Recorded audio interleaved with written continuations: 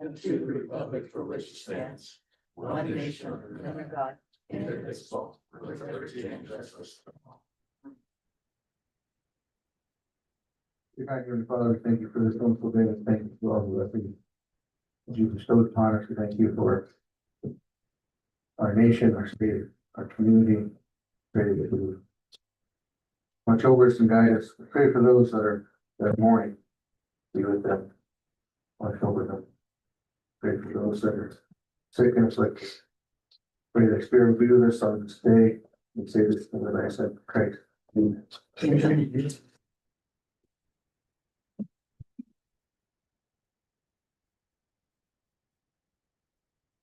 Agenda. 9:20, and we will not be doing the budget hearing, but Fire District Chief John Weapon will be here. Especially by research.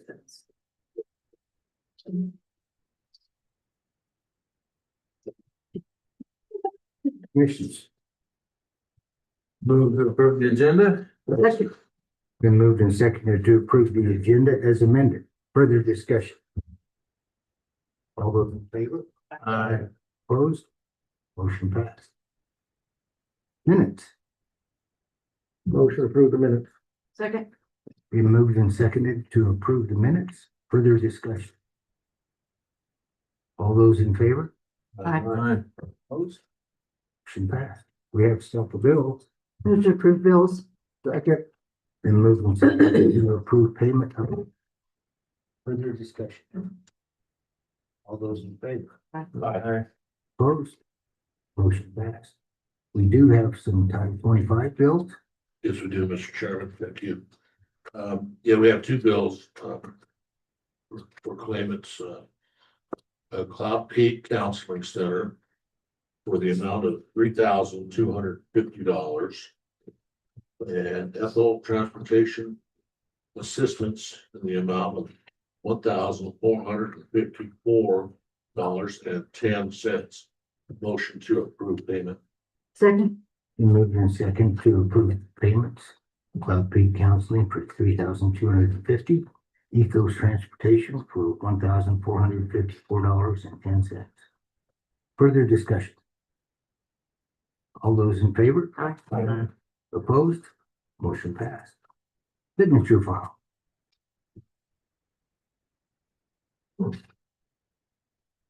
I have a wayward signature arrow and I have no idea where it goes.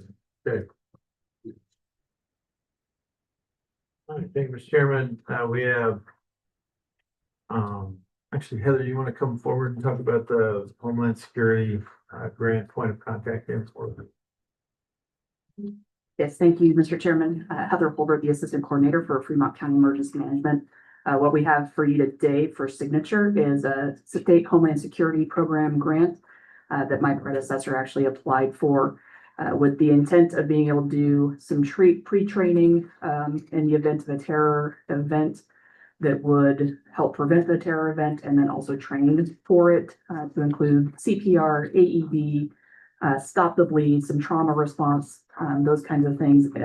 In addition to that, we'll also be looking to bring in a trainer that will provide help in terms of how you respond if a terroristic event were to happen within the spaces, and then also try and do some scaled down within the office suites on exactly what might be happening within those office suites. That is just a little bit of a change of how the grant was originally submitted.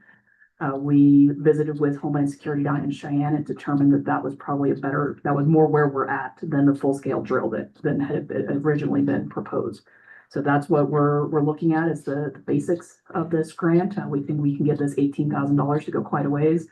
And so that's what's in front of you today. Mr. Chairman, I move we approve this agreement in the amount of $18,550 with Homeland Security. Second. Been moved and seconded to approve the grant between Homeland Security and Fremont County. In the amount of $18,550. Further discussion. All those in favor? Aye. Aye. Opposed? Motion passed. Thank you.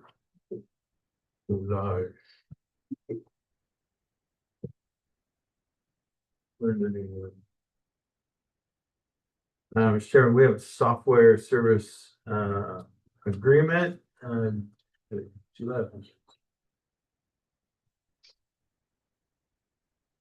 Julie, you want to talk about the software agreement? Mr. Chairman, this budget. Mr. Chairman, this is the TrueComp, right? Okay. True company. So this is what I asked for last week in the budget to be included that will take care of our compensation on a full-time basis for us, give you graphs, and they'll go out and check.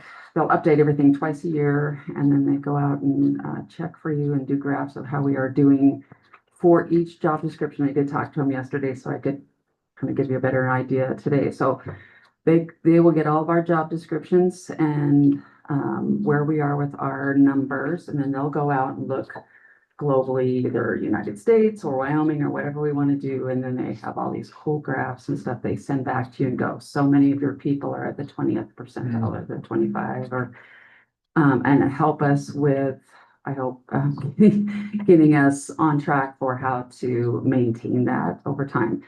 It needed to be approved by June 30th to get the half price first year thing. So 14,000 is a good price for that, for what they will do for us. So that's what that is. So they just need that approved from this board if they so choose.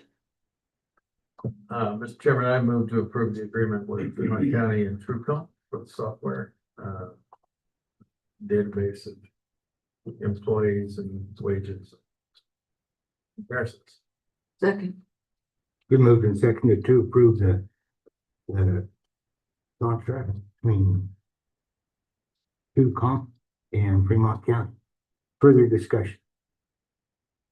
All those in favor? Aye. Opposed? Motion passed. Mr. Chairman, we have a cooperative agreement between Wyoming Department of Family Services and Child Support Program and Fremont County Clerk of the Court. Our clerk of the court has been already, it's already passed through her office and she approved that. I move to approve this agreement. Second.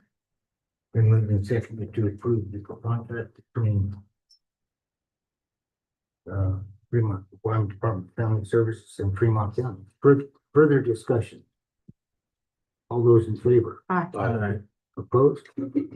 Motion passed. Mr. Chairman, we have a board cut parallel public utilities right away easement application for 100 Shinham Road. Move to approve. Second. Been moved and seconded to approve the board cut from Shinham Road. Further discussion. All those in favor? Opposed? Motion passed.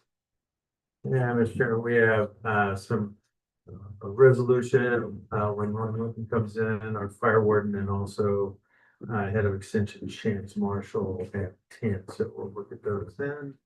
And the commissioner's record of procedure. Thank you. Priority meals. Chairman, we have the Wyoming Department of Family Services subreceipt grant award for the TANF grant. Action noted.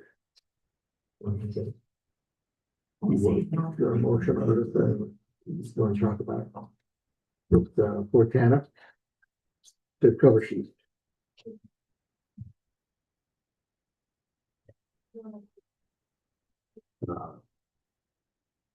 Yeah, we just need a motion to approve it. No, that's what I'm trying to ask. Julie. Wait, I think Julie has more information on that. Okay. That's just the cover sheet. Let's always explain it.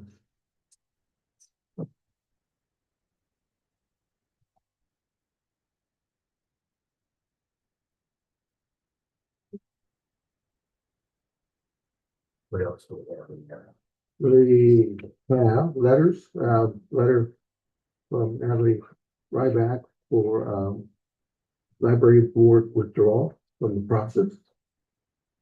We also have a letter from the residents of Atlantic City, a thank you letter for the safety, sign that was put up there.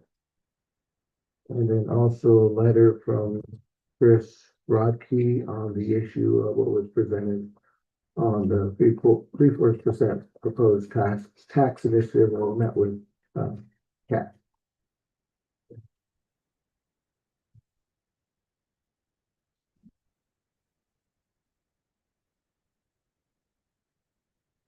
We can go back to that. Public comment.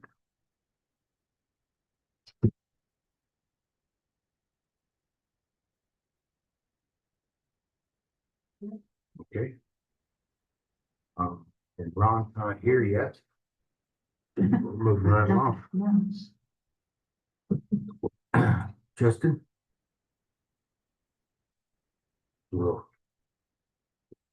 We'll skip around a little bit. Morning. You'll introduce yourself? I'm Justin Honer, the owner of TCI. You're here to give us an update on what's going on? Sure.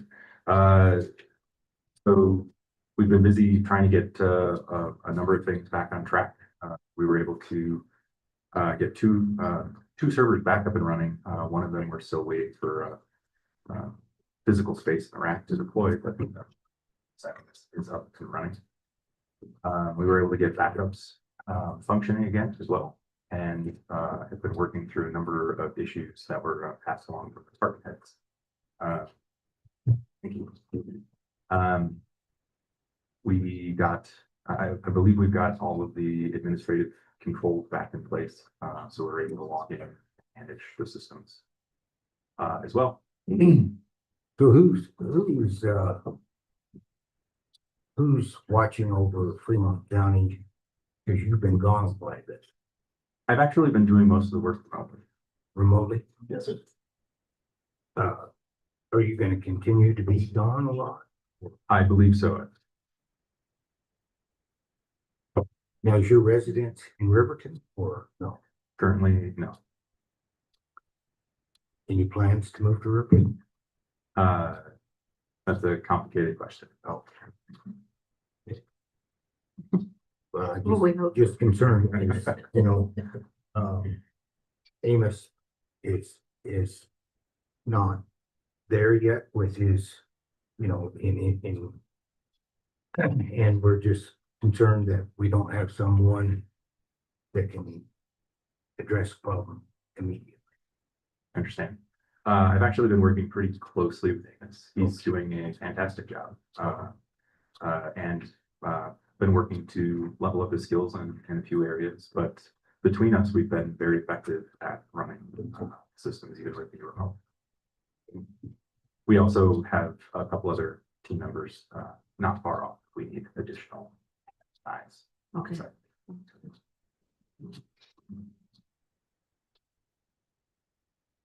I didn't mean to interrupt you, just those questions. Sure. I think the only other question that we had outstanding was the phones, which is a large project that we kind of set aside while we got everything up and running. But I think we're ready to start moving forward on that again. Because that was the big question we had with budgets. Was the phone system. And the cost and so on and so forth. Any questions? Yeah, Mr. Chairman, so our point of contact for EMS here is Margie. Are you having contact with her as well? Yes, Margie and I speak fairly regularly. Okay, okay. So when requests come in for service, do those just come in verbally, or is there some sort of tracking system that is happening? We a few weeks ago actually implemented a ticketing system internally. Okay. So that will notify anybody who contacts us. Okay. And their ticket is open, and then every time we modify that ticket, they're notified as well. Okay. And is that in place yet, or? It is in place. It's been in place for a couple of weeks. And does everybody in the county know how to use it? The interface? It's if you call us, we'll open the ticket for you. If you send an email to support, it opens automatically. Okay. Okay. Yeah, I have another question on it.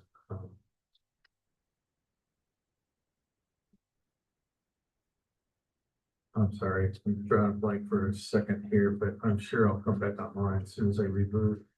Yeah. Are you working with the sheriff's office at all? I've been in contact with them a couple of times. They've had a couple of issues, that crosses between their systems and ours. But not a lot of direct contact with them at this point. And their system's up and running? As best I know, they may still be having some phone issues, but, like I said, we're not in direct contact regularly. Mr. Chairman. So, there's been some conversation about our SOCs and our evaluation, where people sit relative to others in the region in terms of their levels and wage. Have we had some conversations with Margie? I know we're just to get that rolling, because we got budgets coming up. We're trying to finalize in the next week. Is that in progress? I actually was able to get a job description Okay. out yesterday. Okay, okay. Do you have a list of big projects that I know the phones is one? I was kind of hoping that we start to see a monthly report of, okay, you know, here's stuff, and now that you have the tracking system, it'd be good to see that, but big stuff that comes up, I know, security is a constant issue, and then, did we have any capital improvements that are on our list coming up, because we've got capital revolving? There's a couple of items that, I'm still working through the capital revolving process. Okay. Largely PCs, but there's a couple, like, network storage is another item that's on there. But it's mostly PCs for a refresh, the storage PCs that go through place. And I'm sorry to be blunt, but is Dean out of the picture completely now? Yes. Okay, all right, so it's you and Amos. Okay. Oh, TCI. TCI, We do traveling have, computers. yes, sir. We do have, a couple other, folks just down the road that Okay, can be here as well. okay. All right, so I have right now. Commissioner Thomas. Sure. So, Riverton Library was, needing assistance. Have they contacted you? That I was actually over there, I think last week, and talked to them. Which issues are you referring to? Well, I think they said the library here in Lander was good with the issue of filter or the issue of security. But Riverton was still having problems with some sort of computer security system. That's a new issue for me, but I haven't heard anything about that specific issue. Chairman, isn't that what they said? Isn't that what I heard, or am I reading something? Lander was okay, but Riverton still had On problems security. on the Child computers. Yeah. Hi, can I turn my desk? Good morning.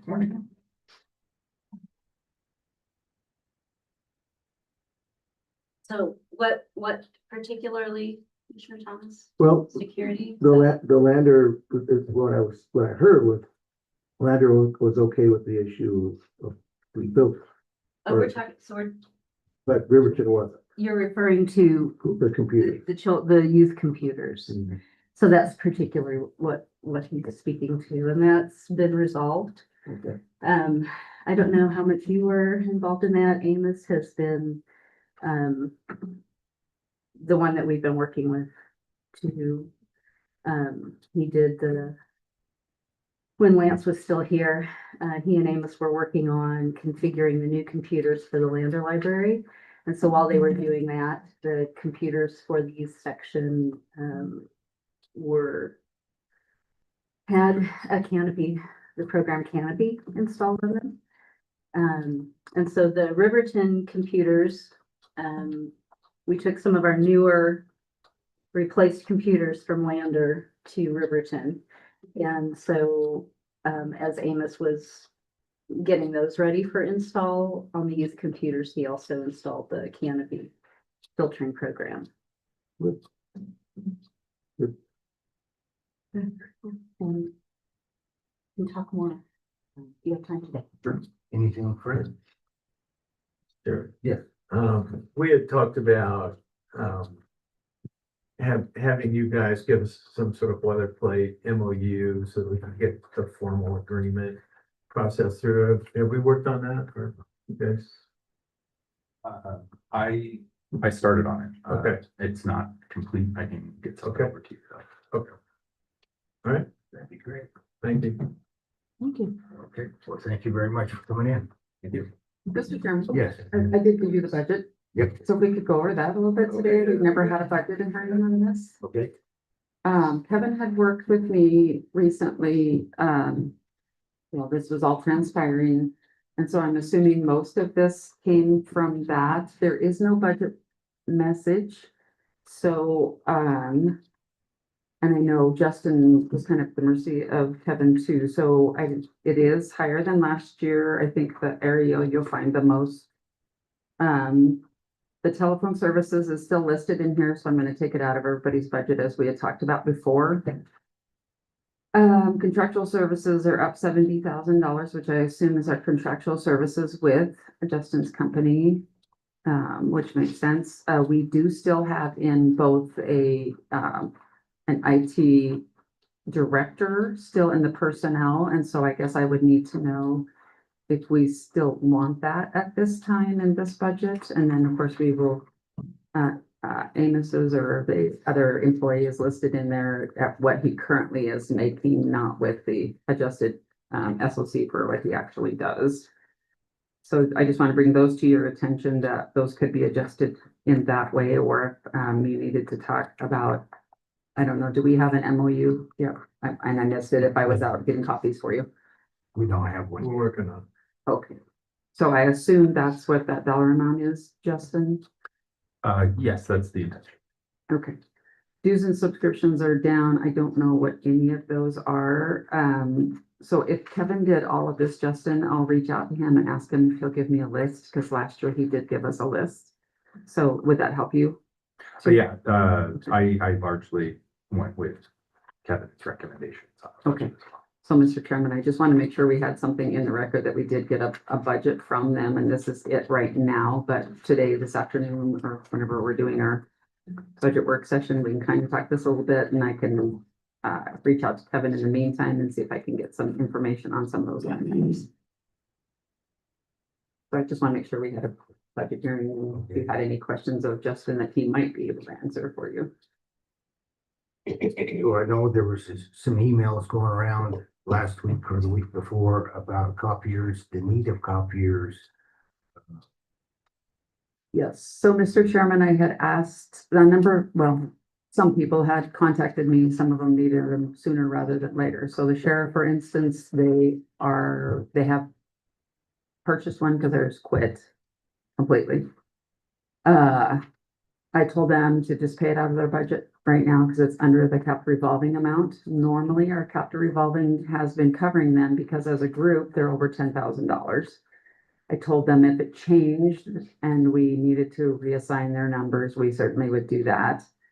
If they chose to do some kind of a service plan, however, it probably would remain in their budget as their own purchase. I did have a couple of other people said that they were concerned, excuse me, about their copiers. I know our mapping copier also died, and we are taking care of that in this fiscal year's budget between the assessor, the clerk, and the treasurer, and Justin did help with that.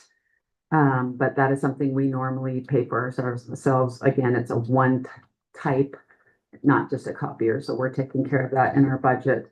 I don't know what to tell other people. I do have some capital revolving requests, none for copiers right now, because we just don't know what we're doing.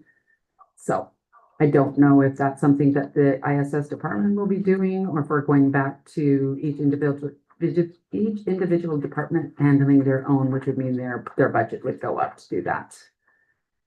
So, Okay. computer wise, I'm hoping I hear from, that's what I'm hoping for Justin. We do have a computer replacement plan for every department so that we can spread that over every year. So what I would expect to have some kind of a computer replacement, capital revolving request. I know I think I sent it to Dean. It may not have gone to you, Justin. I'll double check and send it to you if I didn't, but we had some servers, and I know from some conversations I've seen in emails, we have some other server, maybe potential needs. I would assume we would see some of those as well. And then copiers were the big three things that Kevin normally did. So any help I can do on that, I know, but Justin is going at warp speed on other things that are higher on the list for priority, to be honest with you. But we will have to get with our capital revolving committee at some point and get that all taken care of. But those are the things I would expect to probably see out of the ISS department. Questions on the budget? Okay. Thank you. Thank you. Thank you. Thank you. Thank you. Ron. Well,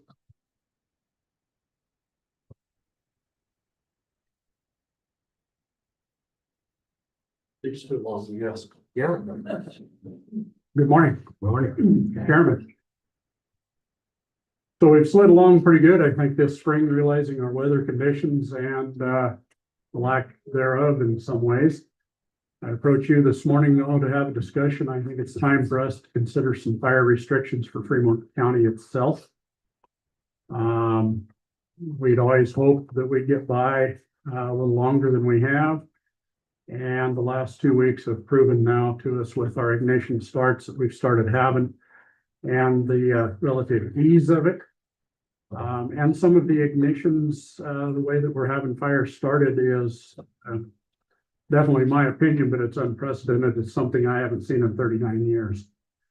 And what I'm talking about, we've had some structure fires started as easily that have been contributed back to the State Fire Marshal's Office investigators as smoking debris causes.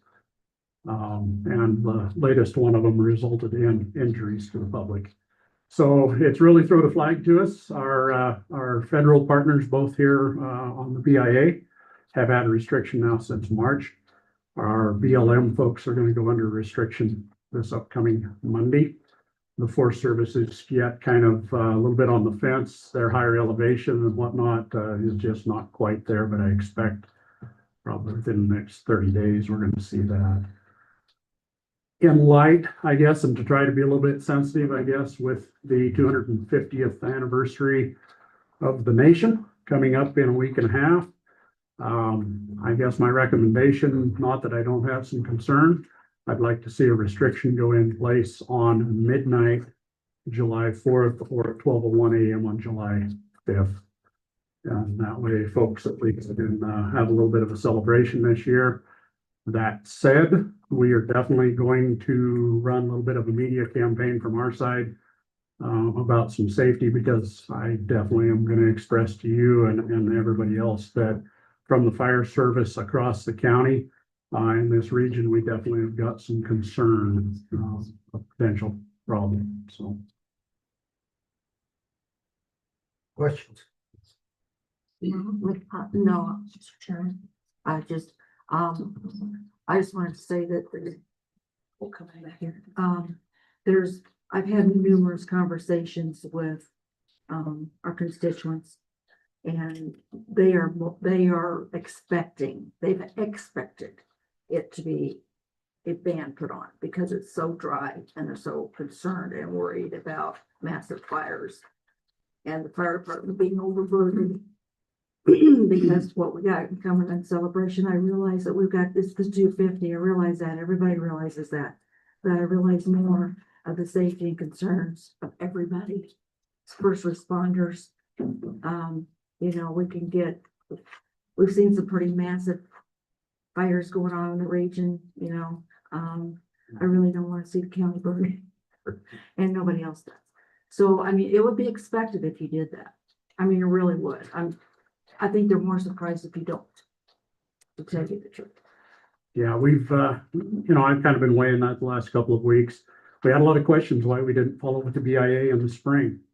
And in talking with the federal folks, I kind of agreed with them. I did not want to whiplash our public, if you would, go into restriction. I guess I've been very optimistic going into this year because I don't know that any of us seen a drought and a dry condition and the wind that we're having here.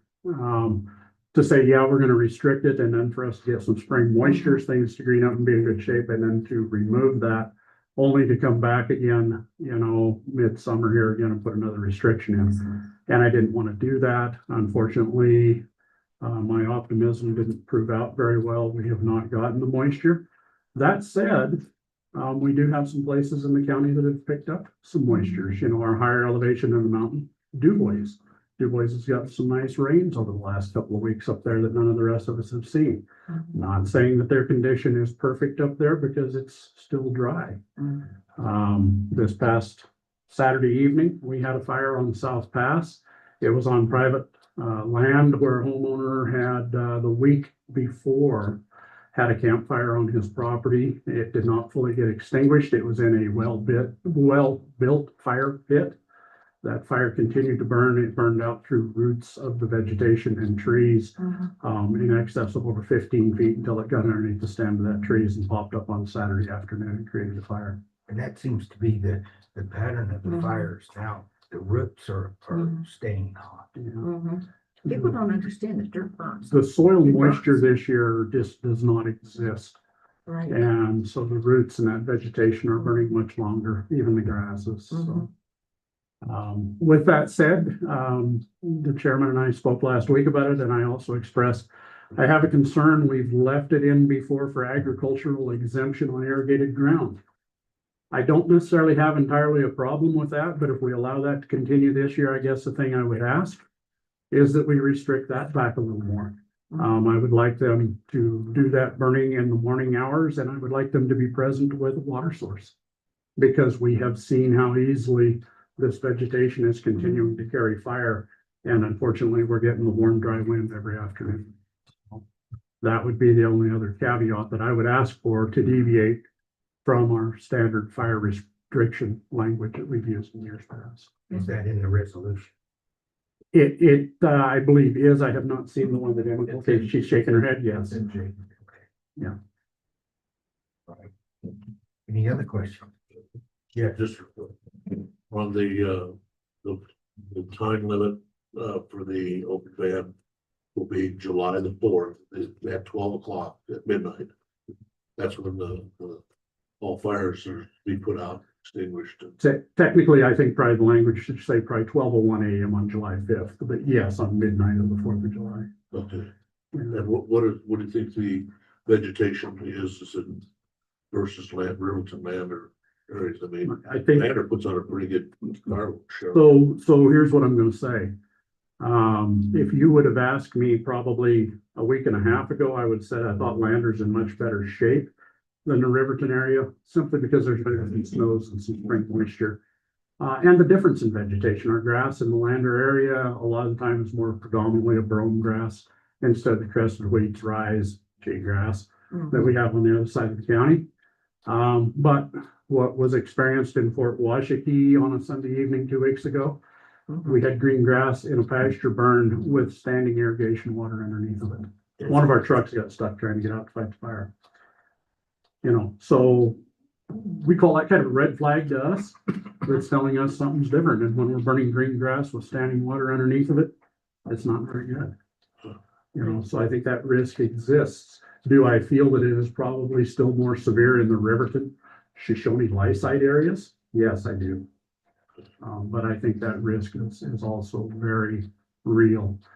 As I looked yesterday morning with the reports that come out of our federal partners, and they talk about energy release components, I'm not going to get way out in the weeds about what that involves. But they look at living and dead fuel moistures. They look at our winds, our relative humidities, all of that, and they come up with that ERC, energy release component. Here in the Wind River Basin, we are now on track as a projection to be pushing the 90th percentile, which will shove us above very high fire danger rating now, probably before the 4th of July. And also, Ron, I noticed coming from Riverton today that on the sides of the roads, there's sections that are burnt out. Is that for people just pulling off on the road and, the heat off the bottom of the vehicle catching fire? You know, that can be, but those was, one of a couple of things. It was definitely vehicle started. It was accidental. We don't know if it was somebody with a low tire or somebody dragging a chain. Or what we typically are starting to see more of are the diesel vehicles when they do the regeneration on their diesel exhaust systems now to clean them. And when those systems burn out in those vehicles, they do it at an extremely high temperature. And they emit hot carbon basically out of those exhaust systems. And we think that's probably what that cause was. That's another one of the indicators that we look at when we start having roadside fires from things like that. And now in the last 2 weeks, we've had 3 different instances of that. I figured it was somebody flipping cigarettes. Yeah, well, maybe, but the ones he's referencing are between Riverton and Hudson, and there's 4 spots. Yeah, see, I know, You know, because I you said see that these too. Just need to be careful with our resources and our manpower. We do, and we're definitely aware, you know, it was 4 years ago on the 4th of July when we run 35 calls in 3.5 hours. Mhm. That stretches our people, you know, and I want the public to understand. We're gonna send you all the help we can send you just as quick as we can, but if we've got that many incidents going on spread across such a large area, it might take us a bit. So, Thank you, Mr. Chairman. Anything further? Mr. Chairman, Mr. Jones. gotta be the Debbie Downer here, but boy, it feels like we're taking a risk. To keep this open until the 5th. I get it, big celebration. But if we burn half the county down because we want to have a party, Yeah, I just feel, I understand what you're trying to do, and it's a tough spot to be in, but it concerns me. Waiting until after the 4th to shoot off fireworks. Mr. Chairman, I'm not gonna argue that. And if your recommendation is to go along with the BLM on Monday morning, not going to dispute that. I don't disagree. Mr. Chairman, I don't know, I don't see what you see, but we certainly all live here. I would, but I'm one commissioner. and I have more concerns about us. This year, I mean, I understand people want to have fun. I want to have fun. Everybody wants to have fun. We know what this celebration means there. But I'm more concerned about getting so stretched out that we can't protect, and people can't protect their own property from other people being stupid. And so, you know, and not using precautions, not using one, and they do. So, I'm real concerned about that myself. I've been concerned about it, raised concerns about this months ago. And, so I'm with Mike. My concern is not carelessness. You know, I think everybody's really aware of it. I don't think what a lot of people realize though is what we're seeing out there on the ground and just how easily and how fast these fires are starting and spread. It's like, And that's different this year than it has ever been in my career. I think And that's what I see. are aware of that, Ron. I really do. You know, when we're having ignitions start outside of homes on porches from smoking material, Mhm. and I have people wind up in the burn center in Greeley, Colorado, our residents, that bothers me. You know, it bothers me also, like you say, the risk that my folks are getting in. Exactly, And that's my concern. right. I'll poll the board.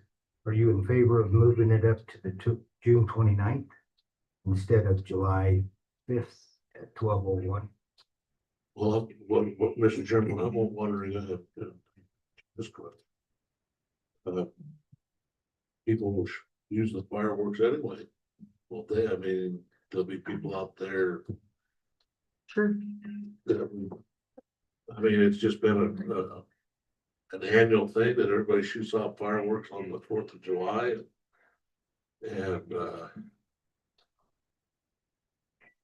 we have this incident or this weather condition, which is hazardous, but they're also responsible for what they've light up. If the light went up and it goes in the neighbor's pasture and they know it's very dry, they're still responsible for that. I don't know how we would stop them from, I mean, we're gonna go out now and start, telling them that they can't have fireworks on the 4th of July. So, You know, you're absolutely right, that it is not going to 100% stop fireworks. You know, and you're also very correct.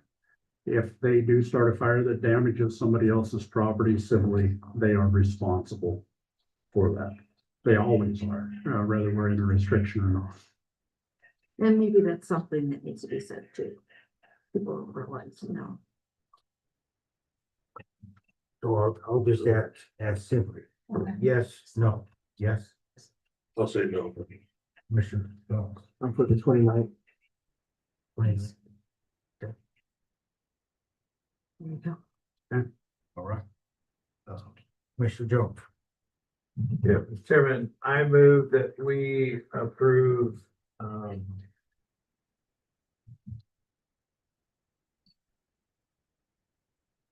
Resolution 2026-18 establishing fire restrictions for Fremont County. So the county commissioner empowered by Wyoming statute 35-9-301 through 35-9-304 to close areas to fire when fire danger is extreme because of drought, presence of excessive amount of flammable material for any insufficient reason. Therefore, be it resolved that effective June 29th, 2026 at 12 a.m. If we want to be technical, 12:01. I'll change that to 1. Until further notice of this board, any open fire or discharge of any class A, B, and or C fireworks is prohibited on all state and private land, including but not limited to lands in Fremont County over which Fremont County holds or owns an interest, including county roads, easements, and right-of-ways on Fremont County. The prohibition is subject to exceptions, which are traditional, that we published before, with the addition of a member of the public who is burning agricultural vegetation within the confined lands can be irrigated, provided that the Fremont County Sheriff's Office dispatch has been notified of the burn. The responsible individual remains on the site with a water supply of sufficient means the burning is completed and fire extinguished. All burning must be completed between 6 and 10 a.m. in the morning. So moved. So I have a second. Second. Been moved and seconded to approve resolution 2026-18, establishment of fire restriction for Fremont County. As mentioned, as the restriction is mentioned in the motion. Further discussion? You know, Mr. Chair, Yes. I realize people will be upset, but this is safety and well-being of all, not a few. And I'm sure that, the celebrations still go on, but just, you know, and I mean, people who are using fireworks, please, oh, please, I know they're gonna do it. Just please be careful. Cause it's sophisticated. People can, It certainly does, and also, you know, remember, this does not involve the incorporated town. right, You know, they'll have to be They'll have to there be done. as well, so. No, I would rather have people mad at me because somebody didn't get hurt. yeah, that's what. Have people upset that they did. That's right. I can live with it. Any further discussion? Yeah, Mr. Chairman, Yes. we've done this before. That was fairly effective. And then it depends on what the municipalities do. But I remember that one year we moved it out to January 1st Mhm. to New Year's Eve when conditions were better. We can still figure this out, but I thought it was pretty effective the last time we tried. Commissioner? Yeah, you know, living out, on the slope of the winter, I can see the difference. As you said, there's a vast difference. Mhm. And the rivers are really low, the lakes are really low. Where these guys go for water is low. Water supply. And so in that, everything's really dry. I hope that the the cities, the other governments, the tribes, look at what we do and follow accordingly. If not, it's gonna be, it is too dry. Thank you. Any further discussion? I'll call the question. All those in favor? Aye. Opposed? Aye. Motion passed. Thank you, guys. Be careful either way. Yeah. Thanks, Ron. You bet. Thanks. Thanks for all your Yeah. input. Stay safe out there. Hey, Ron. Here's Mr. Chair. So how will you advertise that you're? So from our side, yes, we will. This will both be posted through the state of Wyoming and then we'll run it starting this afternoon. The conditions are. And we are severe. still safe. Okay, thank you.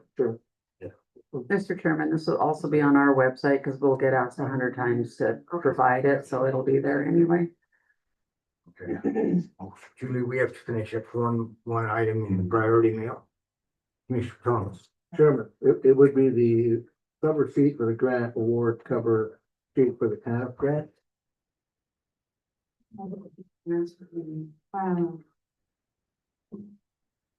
And this would be from Department of Family Services. I do not see that I received an answer. I received a contract that was like, which is probably what you have there.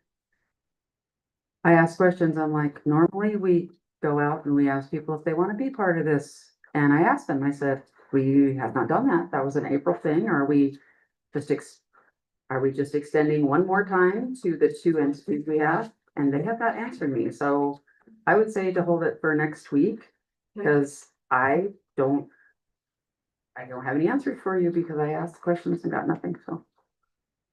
But I assume it's an extension, but I'm not going to assume anything. Right. When what that can do to you. I thought it was an extension too. I don't see that I don't have an answer yet.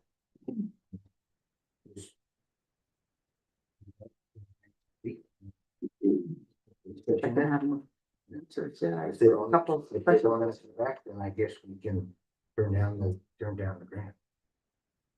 I mean, it's unfortunate. We do have two that are participating. That was my first question, and my staff was able to confirm that they both participated during the year. I wasn't quite sure that both of them had. And they have extended it instead of sent, it used to be, as you recall, we had to go do an advertisement and all this stuff. I would think if it's not an extension.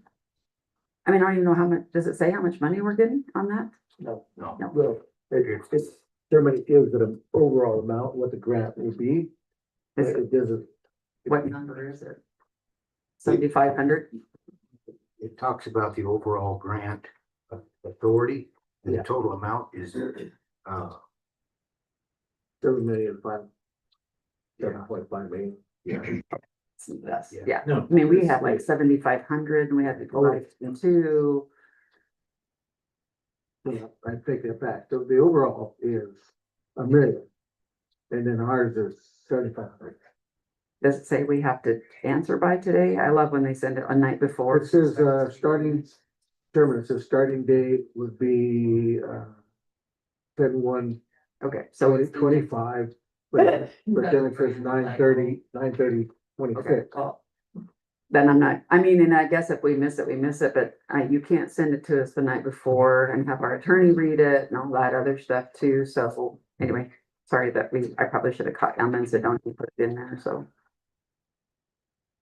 Well, I'll see what I can find out. Yep, we'll hold on to it till next week and see what we come up with.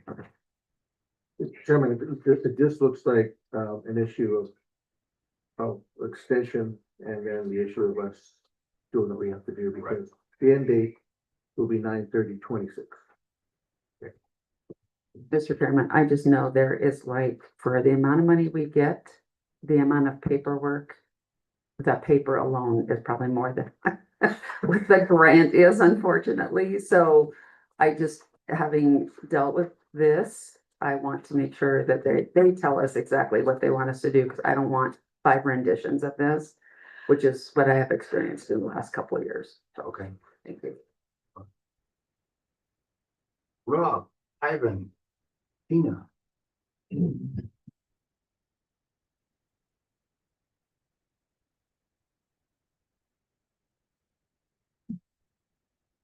Morning.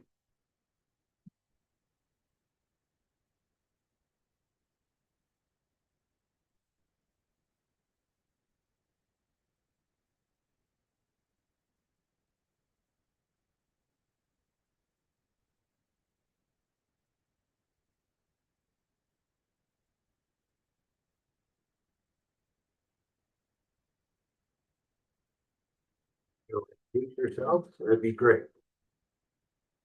Morning, Commissioner, Chairman.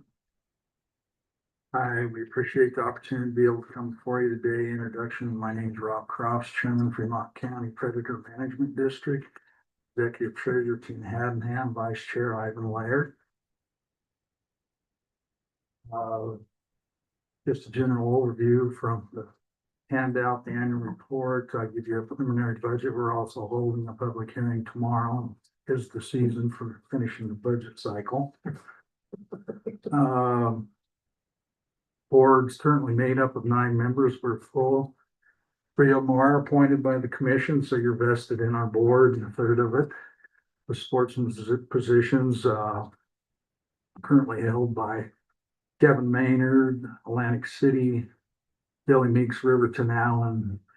Center is also from Riverton. The rest of the board is made up of industry representatives from cattle and sheep, myself from cattle, Hollis Givens from Arapahoe, and Beth Evans from Pavilion. Sheep representative Ivan serves that as well, plus Alicia Rux from Crowheart, and top of my head here, Rob Felt from Lifesite. So as you can see, our board's pretty diverse.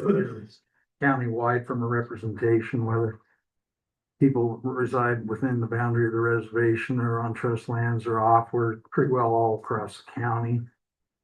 We have a couple wildlife specialists, as some people may refer to them as trappers, but in today's world, Tracy Fry, Matt Chrome, and then we have 2 pilots available, for one for a fixed wing plane, Mason Collins, and then for our helicopter work that we do is Russ Taylor. And we have an independent recorder for our meetings, so we have that here on anytime we get a FOIA or anything like that, that they can come to the courthouse. Chance Marshall from Extension, they've done that for years and it's there. So if somebody requests information, they'll come and to print them off and help them what they're after or what they're looking for. So we're pretty well open to the public, same as you. Last year was busy. We worked quite a bit on human health, safety, those kind of things, just like topic you were talking about, fire, but we worked on some other things that are a little bit different, whether it's raven control or hazing vultures, different things like that near towns. The raven thing is kind of a 2-sided issue because it balances with sage grouse enhancement and kind of populations and things that we have, since we have a largest population of sage grouse in the states and within Fremont County. That these urban areas where these guys are lambing or calving, we do a lot of raven control on those too as well. And then that, in our opinion, and what we see is it helps with food sources and other things within the bigger urban areas, Riverton Lander, birds in there looking for alternative, whether it's roosting or food sources. So I think it's a well balanced. That's one thing that we kind of like to partner with the county, if they will, with funds that we receive, on time to time.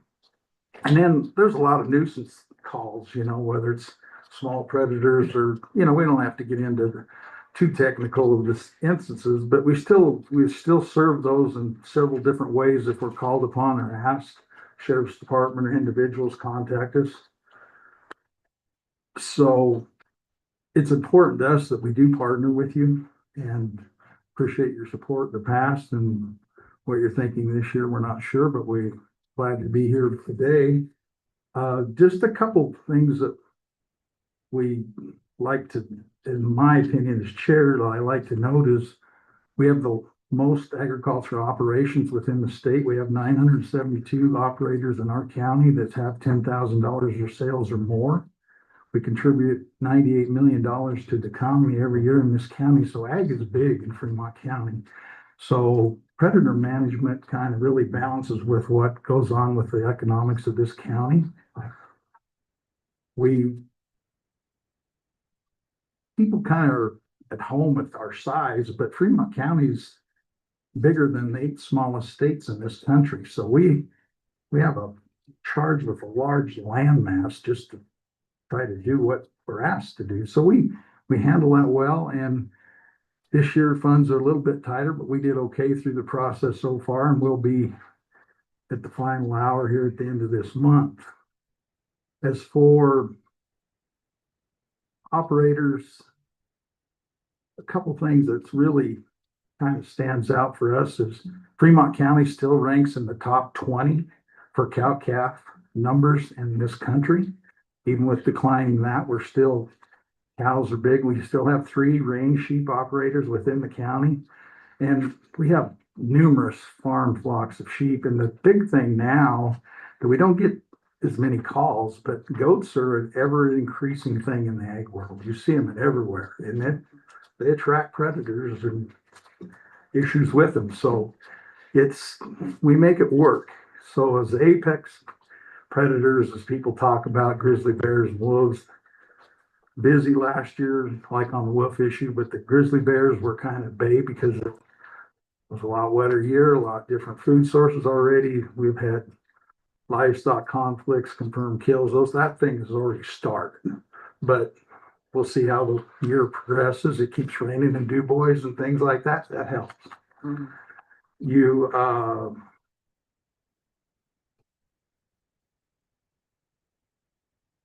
And we really try to focus with the human health thing. And then we also do some public education things in the winter. We do farm ranch days, go to the associations of Raspers, cattlemen's, different ones to try to educate the producers and those how they can get, if they do have a conflict, to get a confirmed kill so they can be compensated through Department of Ag, things like that, because it has to be done right or the process doesn't work. And hopefully this year, everything will just kind of be at a happy medium and we'll get through this thing and go from there. So I guess if you two would have anything to add, I'd be glad to go from there. I've been Laird, and I really don't have anything to add other than. So that's the first.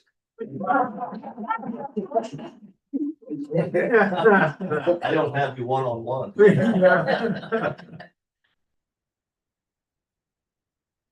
Only thing I have to say is I think you guys recently received a budget that looks like this.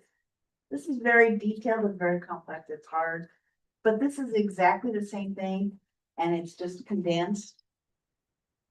This is the one I operate off of, and before you guys and other people, that way you can reference it pretty quick if they have a question. And it's fairly itemized.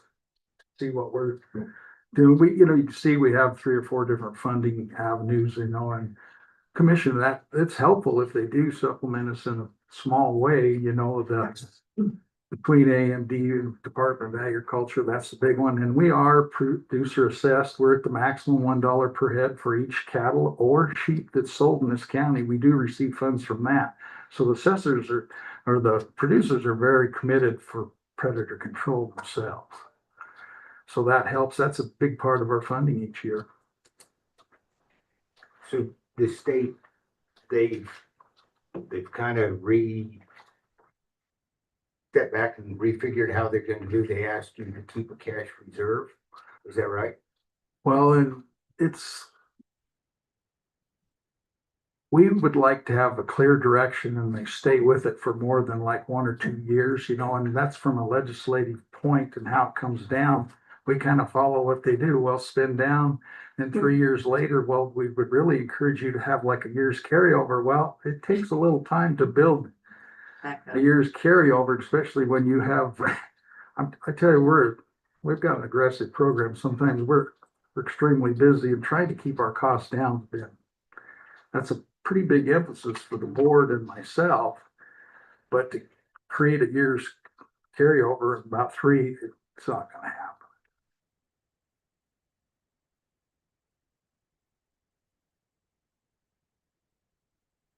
Questions? Sure, yes. So, I see some of the items that you break down as, species, but what about mountain lion? Well, most of the time, it's trophy game animal. We refer those calls to the Game and Fish, and we go from direction from what they'd ask, So like one of them would show up at Mill Creek School, instance, something like that in the past. We would go with their lead until they would ask for our help. So the producer gets in trouble there. First thing, we'll get the Game and Fish involved if the specialists decide that it is like a mountain lion problem, or they're making conflict there exists. So that's kind of how we handle that. Any wolf kills throughout the county? Well, not at the present time. Last year was huge for wolves. On the face here, we took 24. I don't try to get into too much detail of that. That presence is a lot of them right here, right next to the beef cattle herd, but we didn't have any conflicts with the managing with the board's invested in preliminary collars. We catch one, turn it loose. That's part of the education process for producers, because they get kind of upset if they're having a problem and you catch a wolf, put a collar on, turn it loose. They have kind of a misconception. Well, it really helps us if there's 6 or 7 more that they go back, and then we can do the whole group instead of one at a time. And that helps keeps our costs down, because then we do some fixed wing surveillance versus helicopter time is pricey now. It's going to go up in the next fiscal. We're going to be at $900 an hour to run the helicopter. So we got to manage that good. So the conflicts this year, minimal, 0. We've had some sightings and those kind of things, but no really with livestock as it yet. Last year, some. The big thing that's kind of a game changer is we did actually have 2 grizzly bear confirmed cattle kills on the very south end of the Wind Rivers, the first ones where we actually had compensation, went through the process. We've never had to deal with that issue kind of clear down on the lander end. And this is between the Rock Shop and Farson where that happened. So we still have this increasing habitat encroachment from grizzly bears that we all are very aware of, and hopefully we'll get help in the future with that.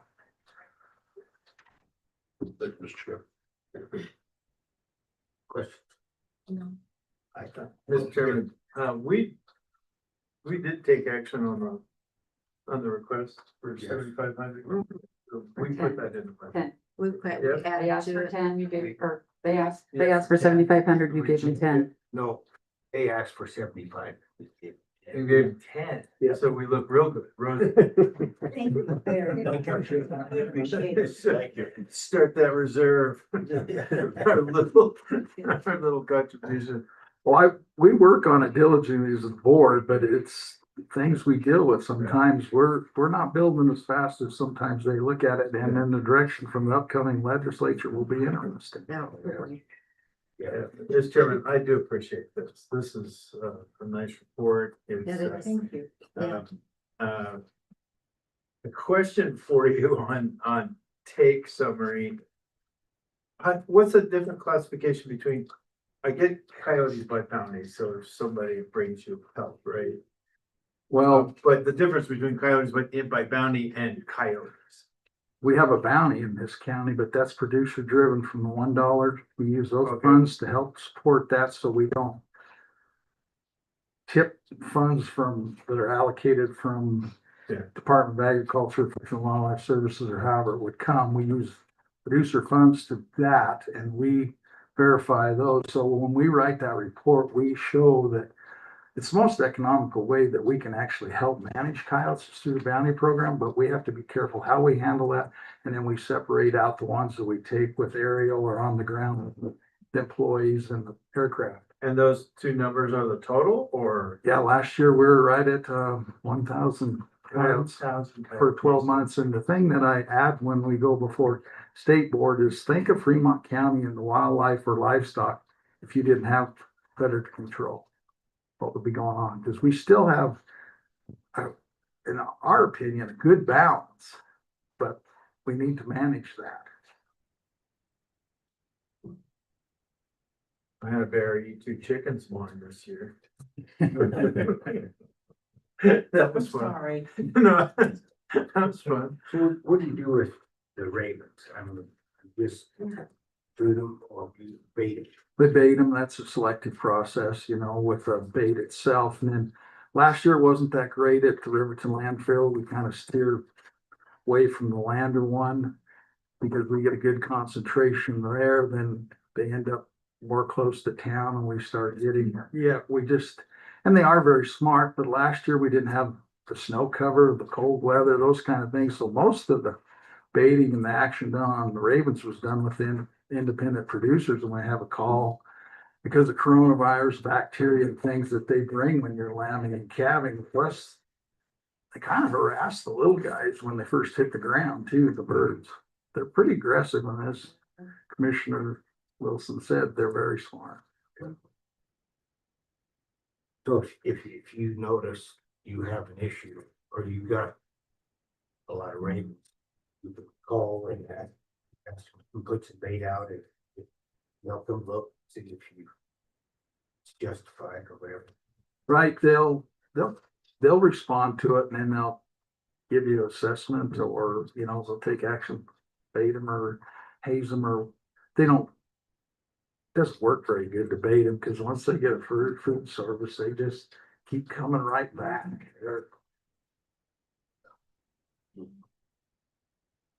Any other questions? Well, we appreciate you coming in and appreciate this. I always like something to read and Thank you for inviting me. So thank you, and we appreciate the support, appreciate it. and your budget hearing is tomorrow at 1:30. 1:15. Yeah, 1:15. We try to meet on third Wednesdays every month. Sometimes we shift one way or the other. We get enough conflicts with the board members. That's kind of our agenda, how we do it, behind you to kind of follow your what action is taken here. Okay. All right. Well, thank you for coming in. Okay, Appreciate thank you. it. Appreciate all you do. See ya. You can see this one. Take care. Take care. Ivan. Thank you for all your work. Chance. Advice.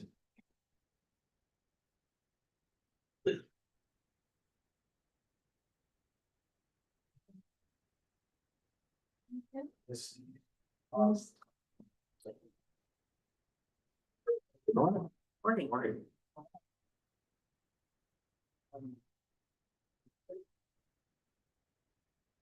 Well, good morning. Okay.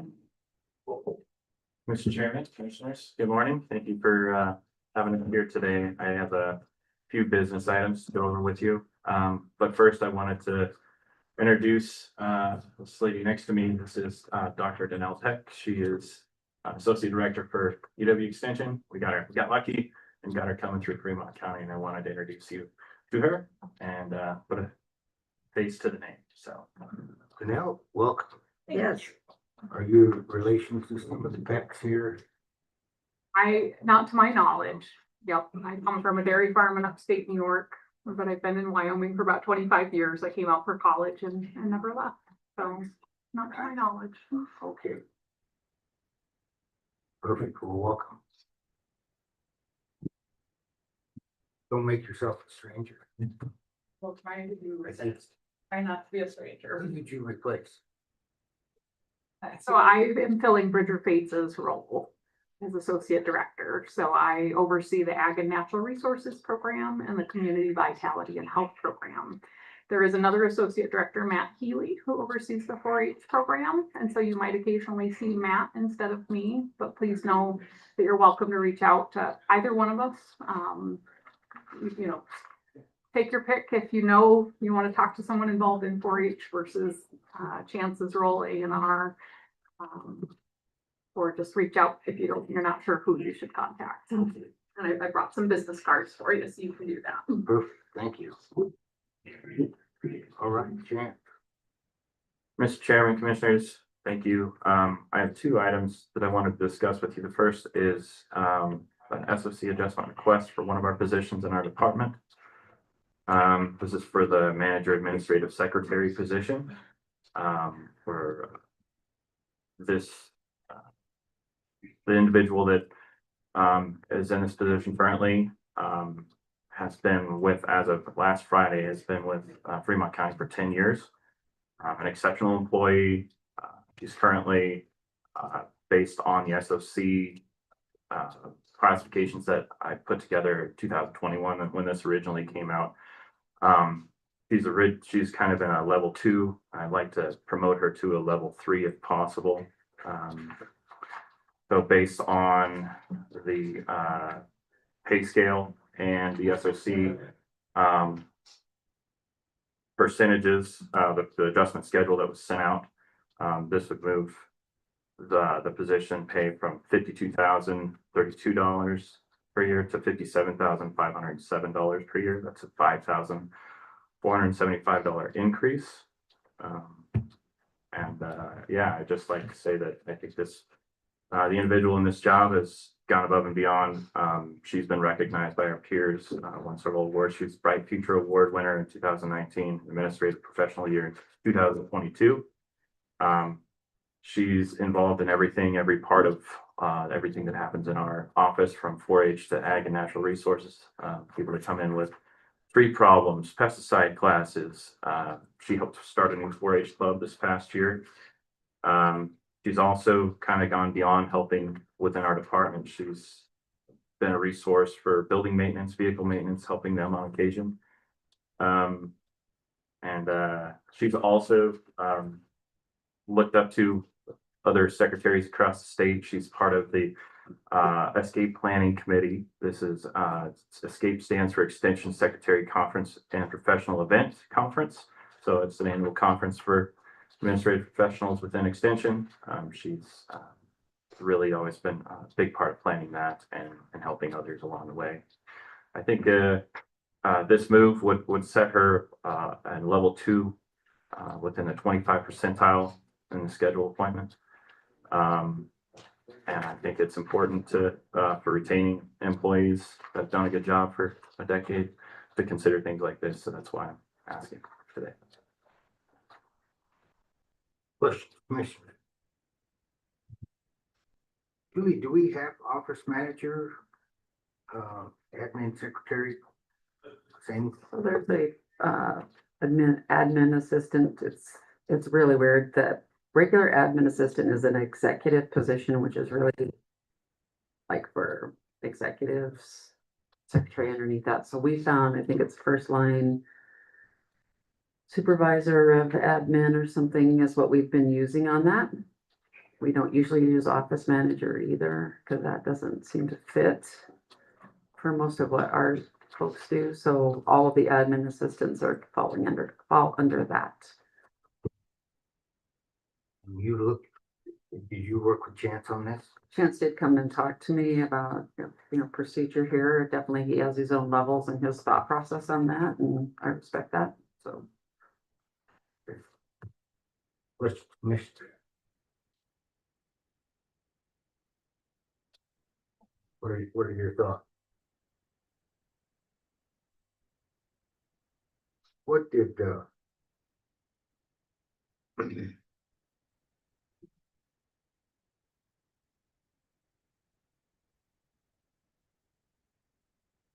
like there?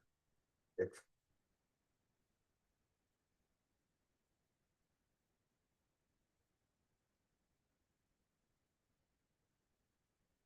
I would like to take this under advisement and so I can study it a little bit.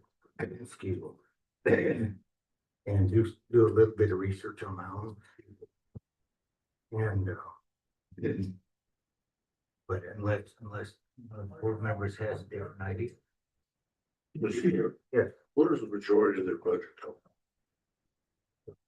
What percentage? We shoulder what percentage versus University of Wyoming versus state? You know, I mean, I'm not familiar with their budget, but that's my problem. The 4-H educator, we pay half. We split the cost of that employee. We split that. Yeah. But and then Chance is paid by university. And so would it be, I think we pay for Rachel and Cassie. 100%. Okay, So how long has Cassie been? Mr. Chairman, Cassie, has been in her role for, 6 years. She started in 2020. Okay.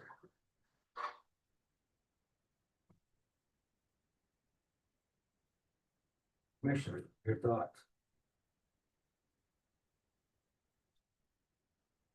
Mr. Chairman. Yep. I think we should look at it a little closer. I'll give us some time to look at their budget just. Yeah. So can we, you need a motion to postpone it further? No, Table it for- no, we can just take it under advisement and Okay. readdress it next week. Okay, Yeah. let's do that. Yeah, we can. Okay. Mr. Chairman, Commissioners, the second item that I wanted to discuss that should be included is just the annual compensation agreement for the 4-H educator role. That this position is split with the University of Wyoming and Fremont County. Annual compensation is something that is filled out and signed every year. This is a slight change from last year, should be noted.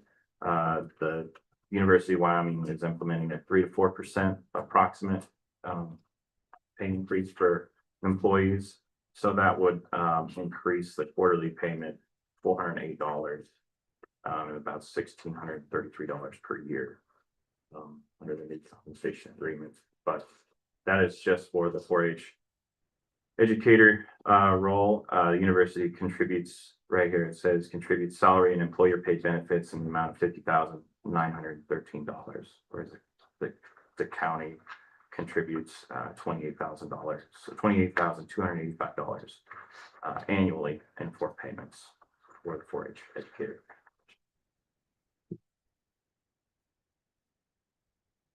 What have we done in the past when the state's increased? Mr. Chairman, we always get this a little bit too close to budget time for me, but it doesn't give you much chance to review it prior to our budget. It's already included in their budget that we've already advertised. However, you certainly can still reach out to them and say you don't want to do that or whatever, or you can say I'm going to pay what we want to, or I mean, that's a negotiation you guys have with them. That's why it is a little bit frustrating we get the contract so late. Mr. Chairman, what's the actual increase then, year to year? The whole. Mr. Chairman, Commissioner Jones, the increase, I've got the prior compensation agreement here. Last year, there were quarterly payments of $6,663 for a total of $24,431 per year. This year, you've got quarterly payments of $7,071.25 with quarterly payments with a total of $28,285 a year. So that's a $1,633 per year increase and a $408 quarterly. Mr. Chairman, let me check the math here. You said our portion last year was $24,431 Yes. and now it's $28,285. Yes. Oh, That's more than $1,600. yeah, that is more. Just checking the math. Yeah, I don't know where I got the wrong figure there. So, yeah, boy, that's more than a few percent. I think, Mr. Chairman, I think you should have a conversation with them before we agree to this. Like, what is the percentage? Because it looks significant. This is what it is now. At these quarterly things.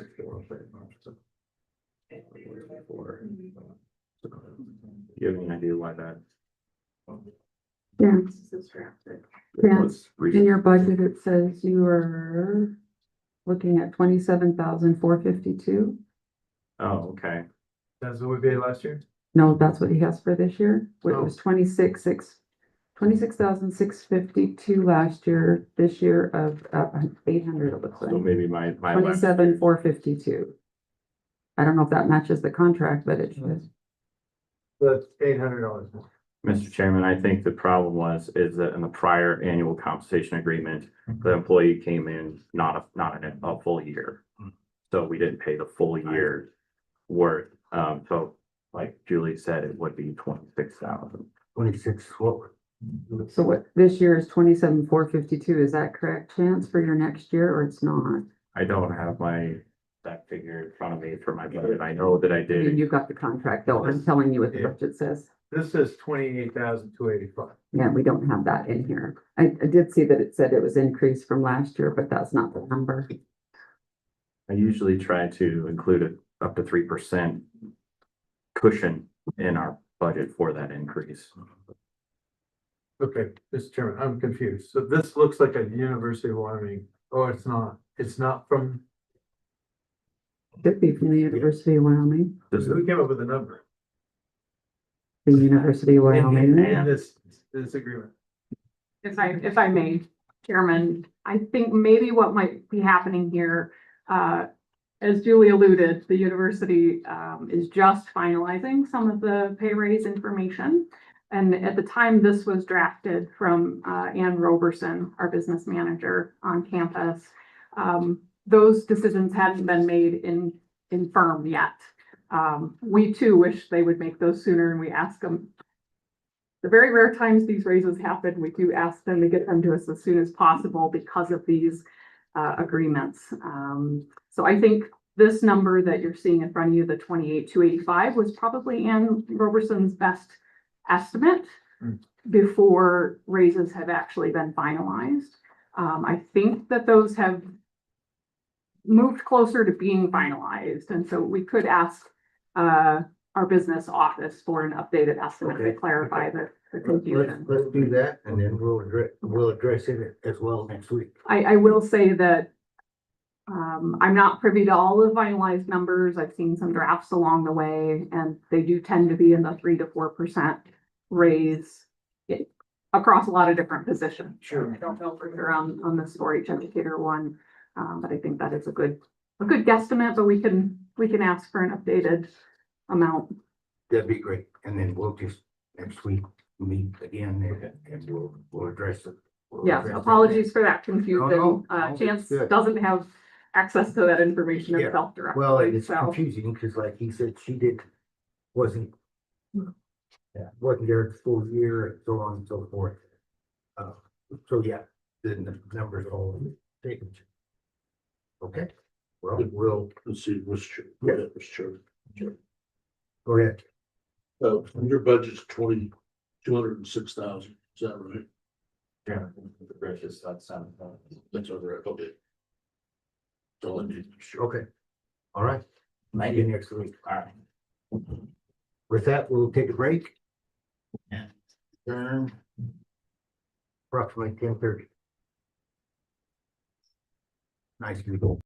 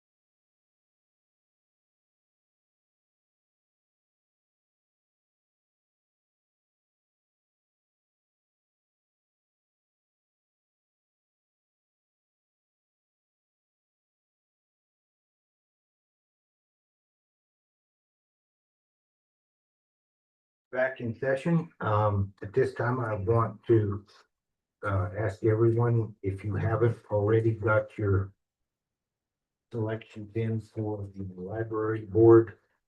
Mine's in, What's that? mine's in. Oh. Anyway, if you haven't gotten it in, Let's see, who would be left? me. You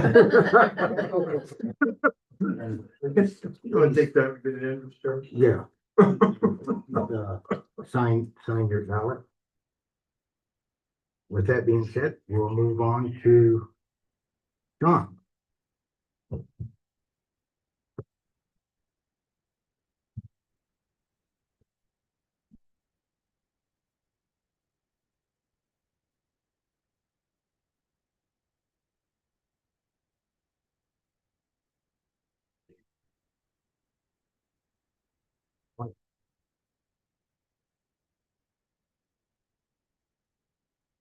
Is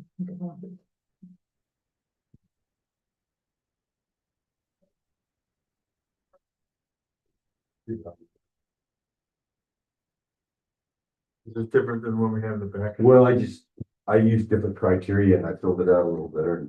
I missed somebody, I guess somebody's missing one. It should be 4. Oh. Okay, that's good. All right, got 4. Four, there are 4 layers, pages.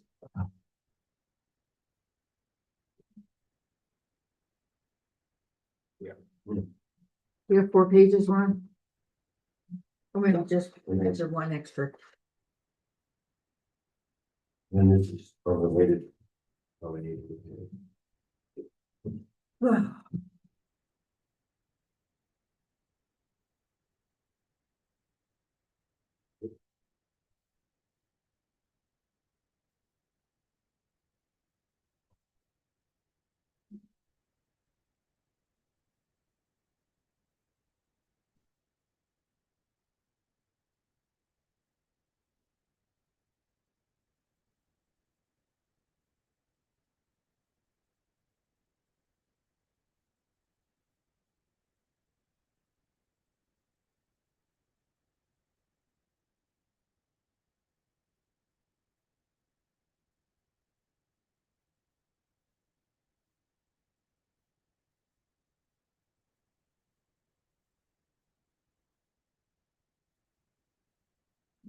You want to start, John?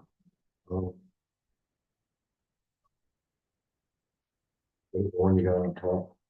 Custodian maintenance, maintenance supervisor detention, and then there's maintenance supervisor, assistant supervisor here. Let's go with maintenance assistant supervisor.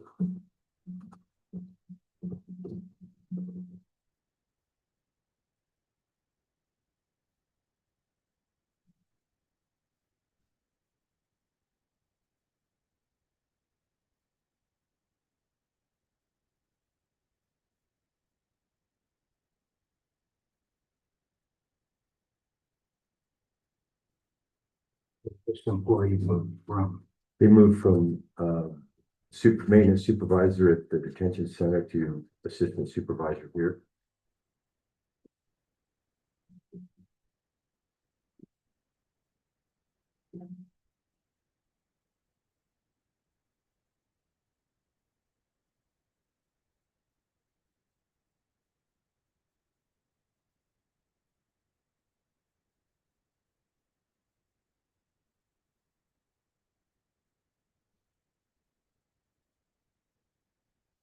and he's at 10%, and you would like to move Yeah, I'd that like to person move to, the 25th.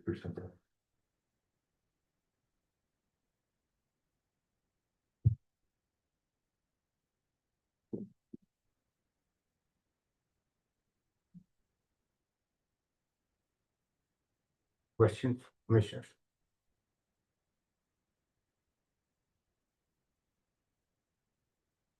Yes, Mr. Chairman. Are these are the only, you have, this is your crew there right now, we get that forward. I did hire someone last week, and then I have another person to hire this week. Okay. And then I still have 2 open. You still have two positions open after that. Wow. Okay. Any questions on the maintenance assistant supervisor? Okay, let's go to, Yes, Mr. Chairman. Yep. I'm not matching up. Is this the scheduled amount, John? Yeah, that's the Matching up schedule I the- used. Not matching up numbers. So that would have been for, The maintenance. yeah, he'd have been, yeah, the supervisor level 3 is where he's at. On the 10%? Or 25. the 25? And then I use this breakdown that I've gotten. It was actually Chairman Jones or Commissioner Jones that did this in 2021. This is the levels that I used as a criteria to put them where they're at. Okay.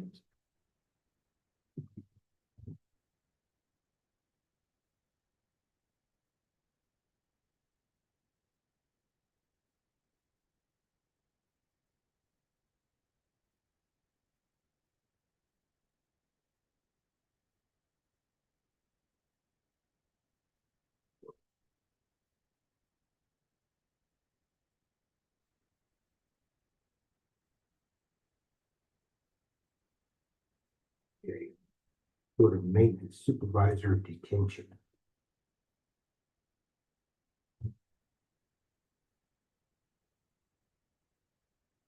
And that would be a level 2 in the 25 percentile.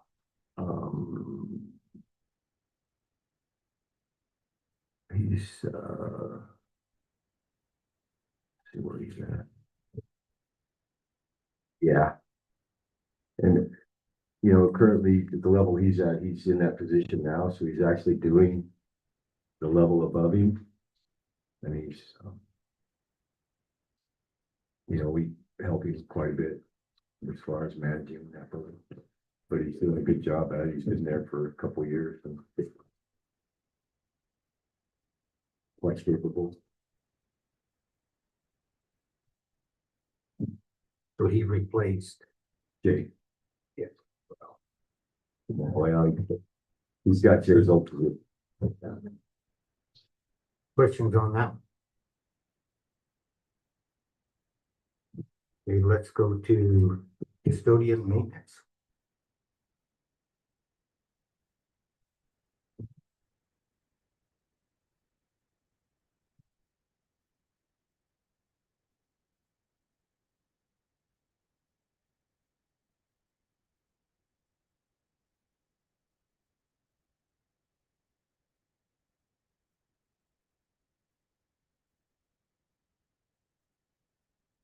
The 25 percentile. Level 2.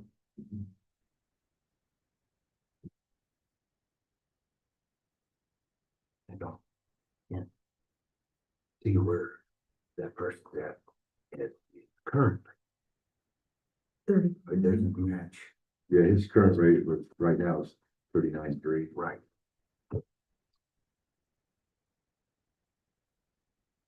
Okay. Questions on that?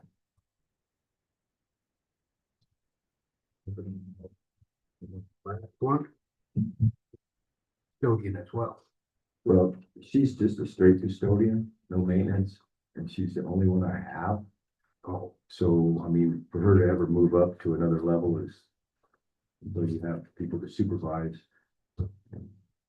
She's never gonna get to that. mhm. In the past, she did have people to supervise. And, like I said, she's been here 11 years.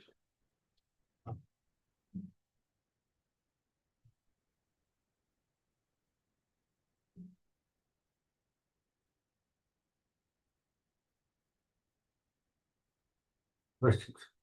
Commissioner. Mr. Chairman, the only question I have on that one is the other one said custodian, this one said custodian. What's the difference then? The custodians don't do any maintenance. Just straight custodian. Okay, so you have two straight custodians. Or they both said custodian, that's why. Well, yeah, the other guys, they're custodian and maintenance, they split the job. Whereas in Riverton in the past, we just had two custodians, we just have one. So.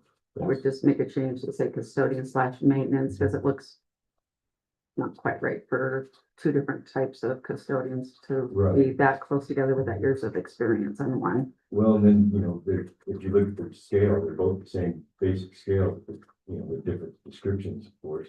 Right. And it's really hard for her to ever move up. Based on just being the only custodian. I'm just saying they both say custodian, and that appears to be kind of similar, I mean, kind of wonky, so I would address the one that says they are doing maintenance or something too, just so. that there's- She's capable of that, I think. Pardon? She is capable of doing that aspect of things. She does. Take care of things from time to time. I'm I just would- saying, if either making the same Right. with some If variations. that's okay, I would like to make it the same. As far Yeah. as the title goes. I'm just saying it. Make it, It's just, I just don't know if, what happened. Yeah, ideally, that would be the best solution. But yeah, Just do it. it's good. Well. I would go with Julie's suggestion. Okay. And make them both the same and. Okay. Commissioners, your thoughts?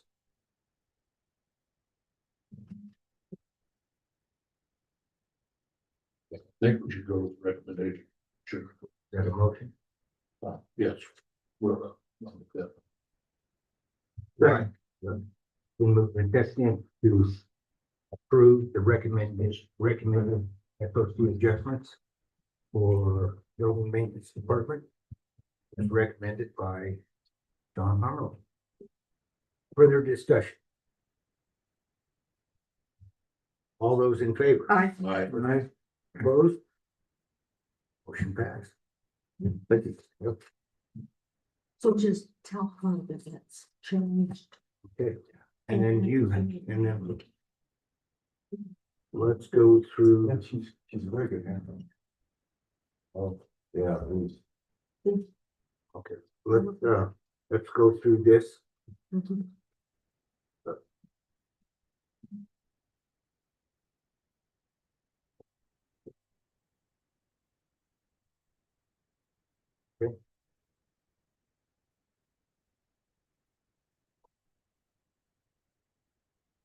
So this is, the first thing is a service repair report. I had that outside AC unit on the side of the building go down. They were that Wednesday. We came up and looked at it, tested it, checked it out, and the second one is a price to rebuild it.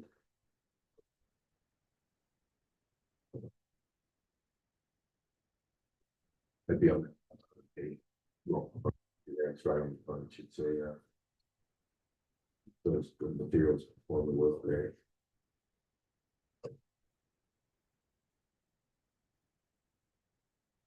Let's fix that. AC unit. Yes. Sure. Yes. Is there any warranties on any of that stuff? Well, the warranty is on the equipment itself. What you do to it after it's installed, kind of on you.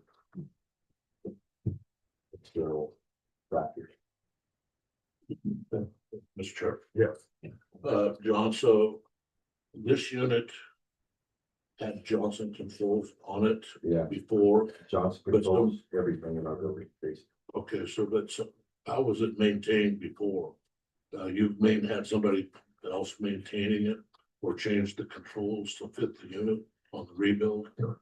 Usually what I do is I upgrade and maintain their control equipment as far as those controls go on our whatever individual equipment we have.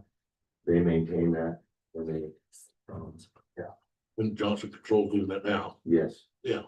And I do have a service agreement with them this year, and they said, depending on when this work starts, then they'll give us a break on the parts and labor once we have a service agreement with them. Okay. And they've also looked at other things that they gave me quotes on to upgrade things when we get to that point, just control issues.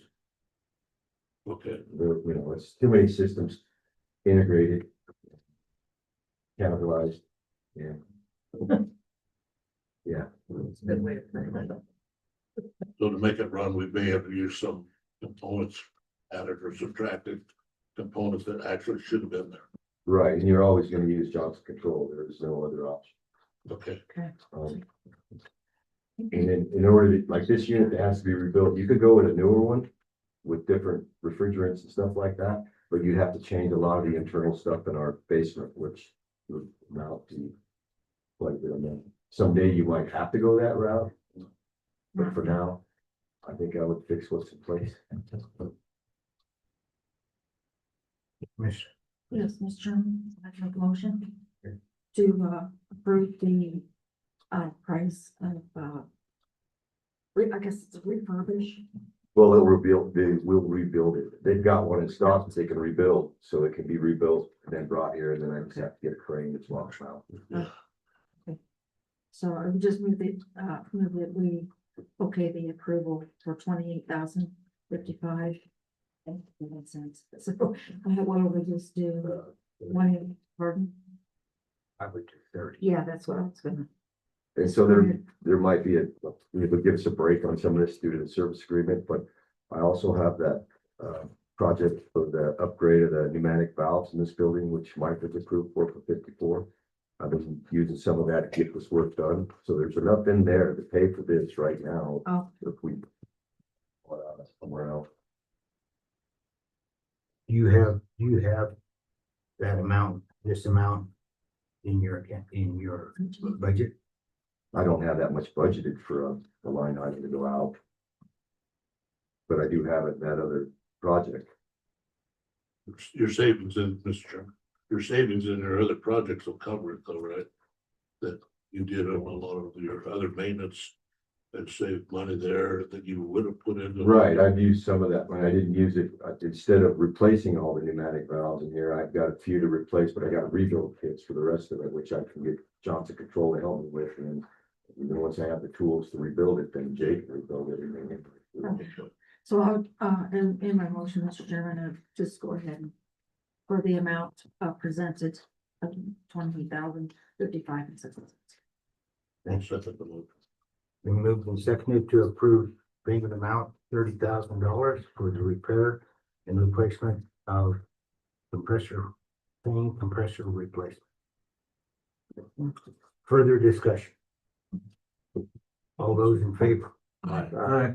It gives you- What's that? it gives them a little extra. Oh, And they were looking at probably 2 to 3 weeks out, so the return time on this is good for us. Okay. So It's gonna get you'll just get ice, put it in front of the fan or take the cool up there, right? Yeah, I'm gonna go look for, I got people I need to get fans for here today too, so. okay. Fair enough. Anything further? Anything further? I'm good. Okay. Thank you, Chair. Would like to get with you one of these days and have a list of what needs to be fixed on. I've got a pretty comparative list. And I've got about 1,200 photographs. Well, If you like. I'm talking about you said you had 23 buildings and building. they all need, Various stages of, yeah, maybe Yeah. get an update on what. I've got it all down. I just need to type it up. Okay, Not real. And then this, okay, what we discussed in this. all right. Well, thank you. It's a pretty accurate list. Okay, And like I said, I do have photos. Those are what's going on. okay, Yeah, follow-up conversation over here. all right, thank you.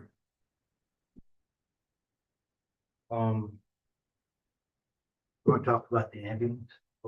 First, let's do this. Let's do that. Mr. Chairman, we have the commissioners' votes, identified by each commissioner. Here, which, will be published on our website.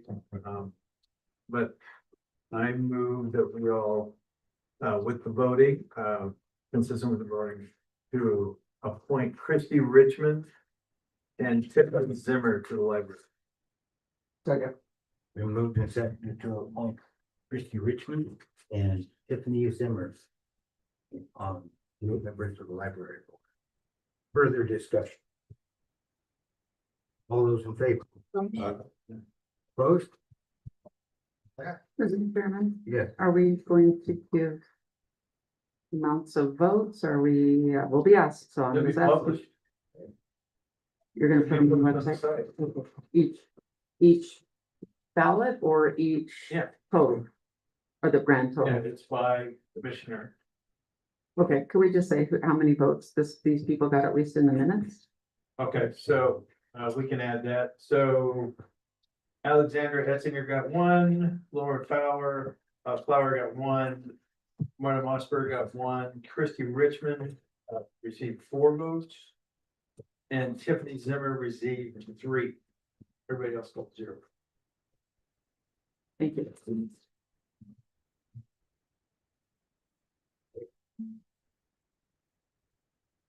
And are they start with the board when?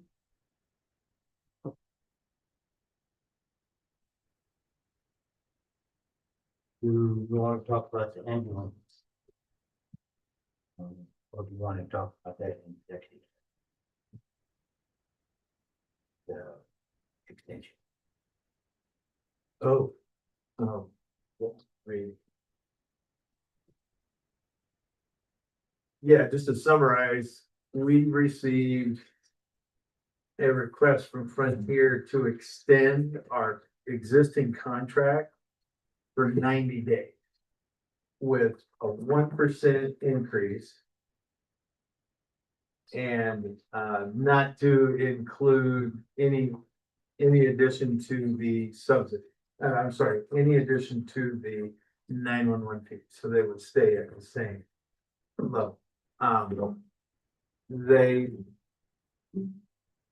that kind of came through their negotiations with their bargaining unit.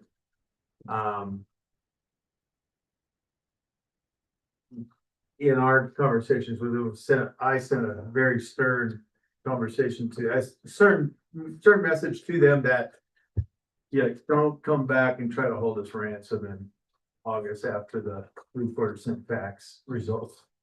Just don't do it. We had a contract, you know, it was approved for several years. So anyway,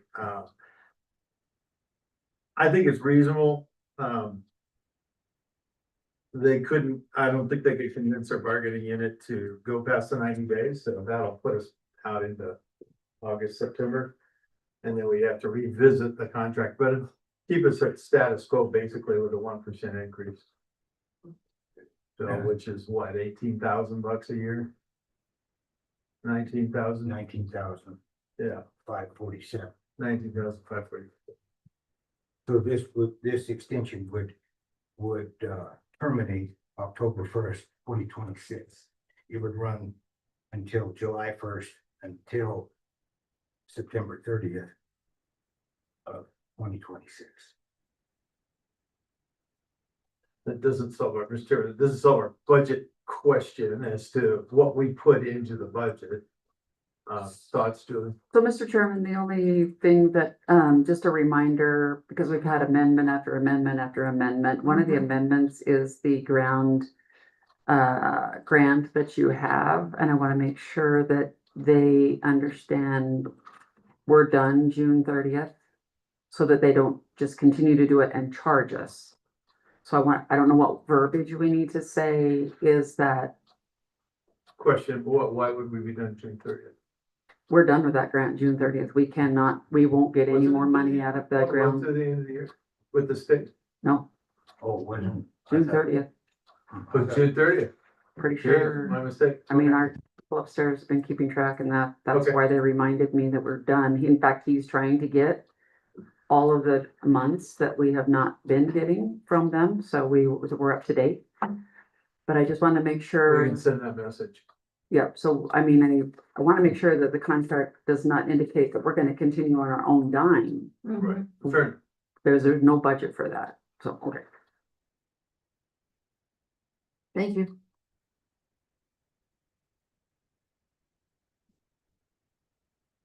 So I wonder if we should We should have that. add that to that.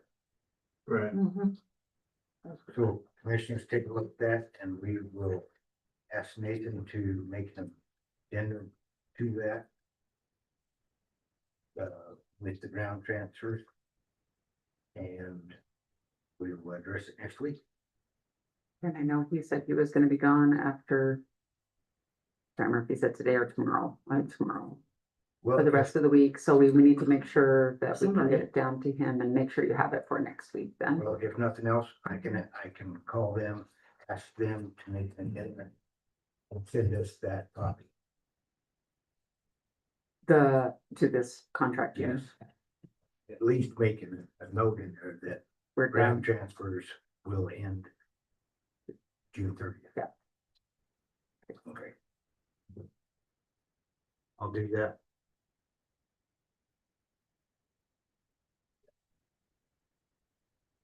Okay. Thanks for that, Julie. All right. Fund disbursement, retirement and SOC discussion.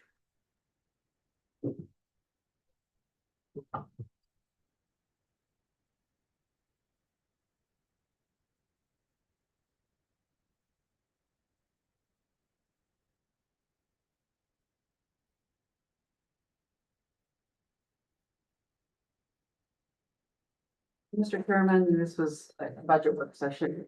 Ooh, jeez. And so, just kind of bring everybody up to speed. I know I sent it all to you, but to be on the record. So our deadline is always Thursday before a weekend advertising at noon. So I got it already. It was ready to send to them at 11:30 and found out that they had changed their deadline because it was a holiday on Friday. So I missed the deadline because nobody let us know. And so we have to move our budget hearing to, the public hearing is now the 6th of July, and our budget hearing, our option is the 7th of July. I did send an email to Sarah Squires about that, concerns for not letting people know. So I think in the future, they might put out a schedule that says, these are the holidays. We'll probably have an early deadline, so.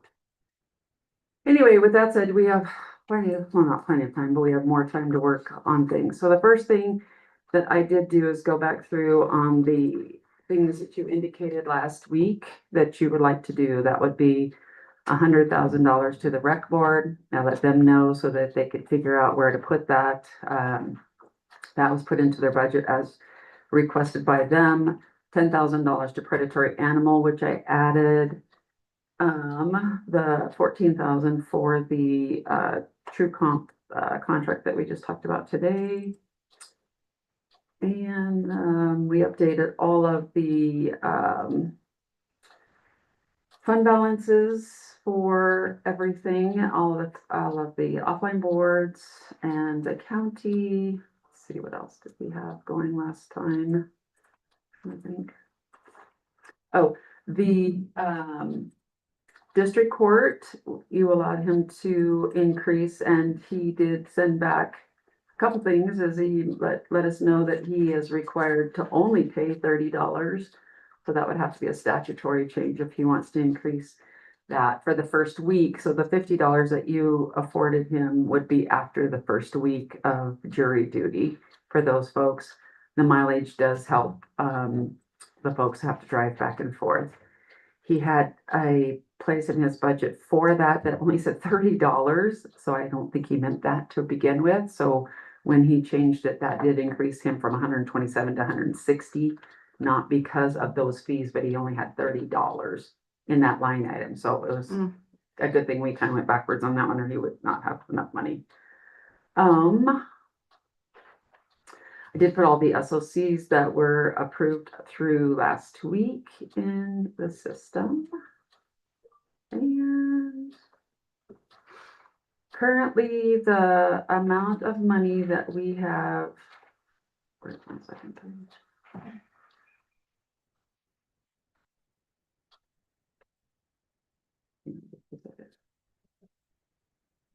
Page on this.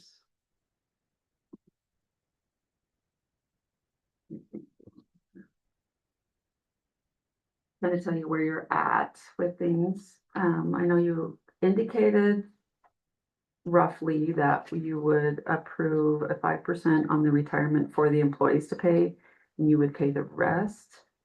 But I wanted to make sure I didn't put that, I mean, I did some work on it for you, but I want to make sure that's what we want to do. So hang on just a second, if I get to the right place, that will give me everything here.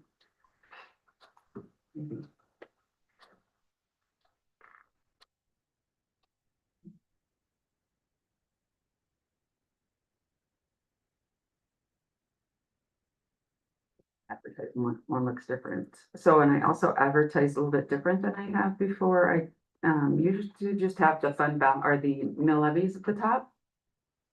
And looking at a couple of other counties and reviewing this statute, it does say that I can do a summary, which we have done, and so it's never been a problem, but it does this time pull out all of the departments that you see clear down through our cash reserve so that everybody can see that at a glance and doesn't have to ask me for what's the county clerk look like, although Emma's been putting those on the website. Okay. As we talked about before, indigent care, we dropped down to 6,000 for 4 indigent burials. JTC is still to be decided. She had given you a plan there, and we still need to talk about maybe what she's doing with that and help her finish that one up. So the transfer to JTC has not been changed. The ambulance subsidy, as we talked last time, we put at 2.25, 2,250,000. So with this increase, I'll make sure with Jim that is going to meet enough criteria there. Or if we need to change it.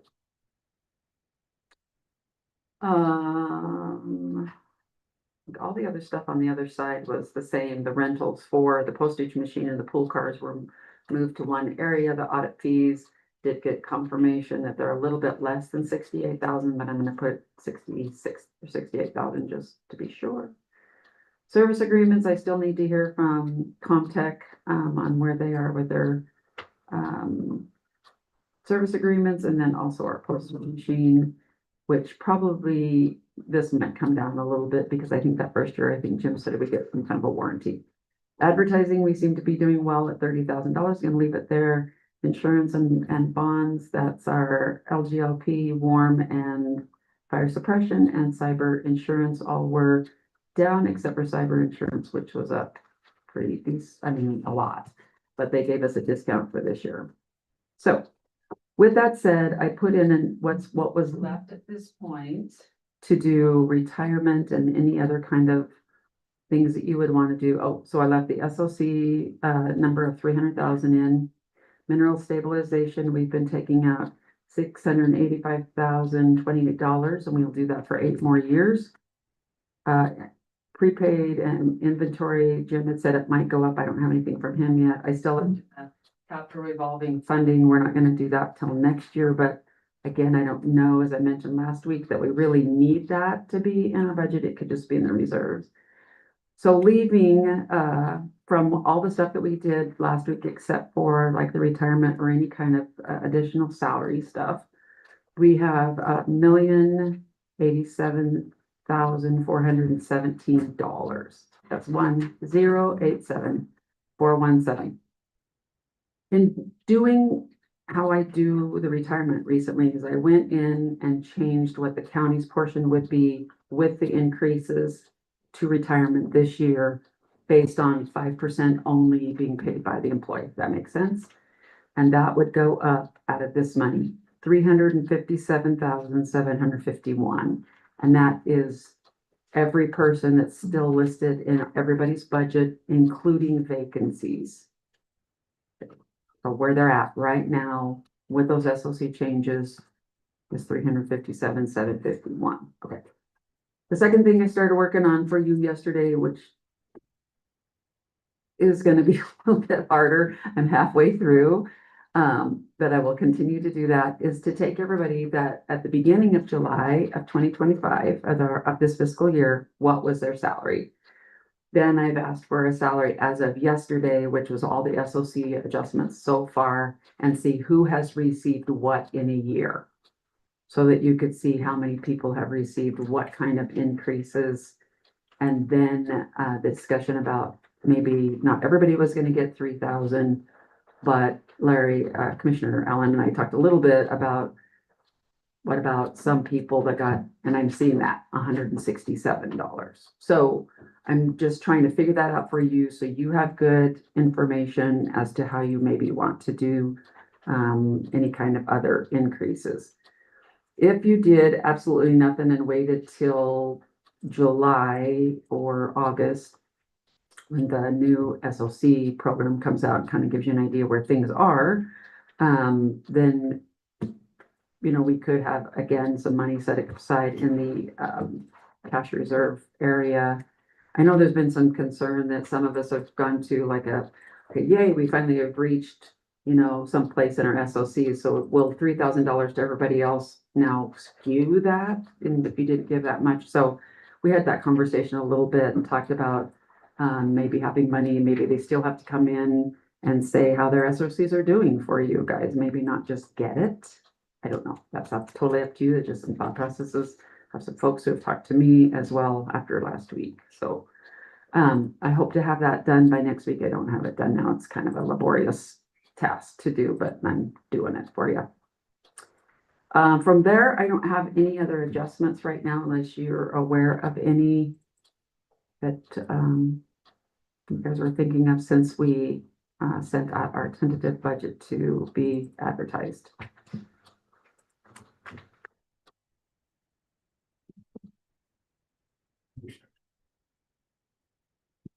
Anything to be added, subtracted, talked about?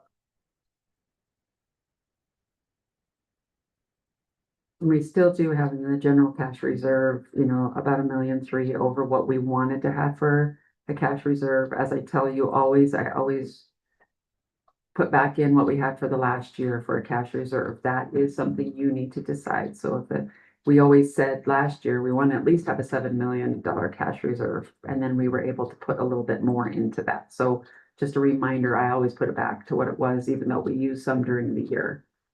We used probably 300, almost 400,000 this year out of it, but Well, I think we ought to be like the predator board.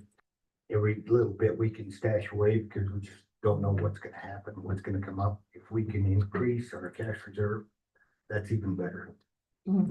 so that means, whatever you're deciding with employees stuff. If you take the 357, and I can't calculate that totally in my head here, but you're like at 700,000 left, to use, so. And I was texting Dennis Rowe about the changes to the extension on the ambulance, but, did you talk about what it was gonna cost us for the retirement increases, the 5% for across the board? Yes, so it'll cost the county an additional 357,751. What I did is I just went into Gravity, changed the numbers, made a report, and then subtracted those. It seems low to me, so I'm gonna go double check it again.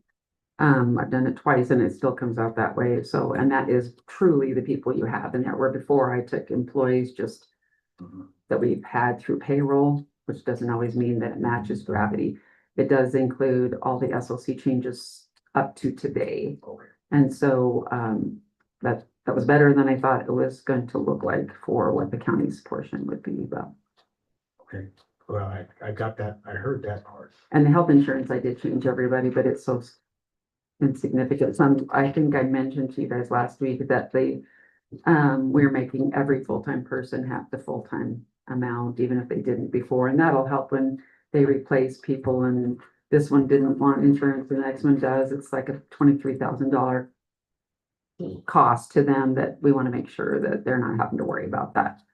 Because I will tell you, some people come to me and go, I don't even know if I can go ask for this to be replaced because I'm not sure I can get the money. And I'm like, we don't have a choice on that. If they choose insurance, we're going to pay for it. But they do say that. So I prefer them not to worry about that. And we do the same thing with part-time and just push them to the same part-time level. So I'll continue to look at this and just let you know how many people received how much increases. Up across the board there, and then I'll check on the ambulance. Seems like that's one that I should be looking at. The extension contract, so what I'm hearing today and looking at today does not match what the contract is if you decide to agree to that next week.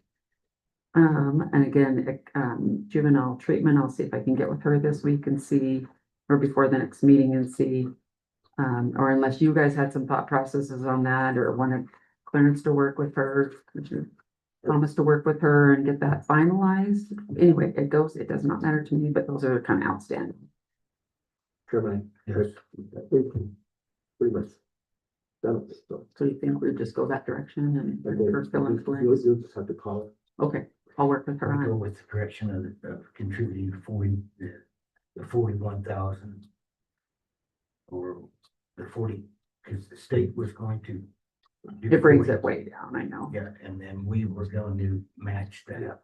And she had a part-time person, I think. Yeah, in she was gonna JTC. change it to a part-time Right. person, yeah. Okay, so I'll just visit with her about that. That seems to be the direction you want to go. And we'll get that finalized in Gravity because it's not in there yet, so. Okay. We'll have a lot more to do until we can figure out what we have left and I can figure a couple of different amounts too, from like 1,000 to 3,000, if that helps you to have some to think about or whatever. So, All right. okay. Okay, Anybody have something else they want me to try? we don't have to meet this afternoon. Good. I was hoping to have it done, but like I said, it was taking me a lot more, and then I printed it out last night and left it there at work, so instead of finishing it last night, it was here at work. Okay, Okay, thank thanks. you.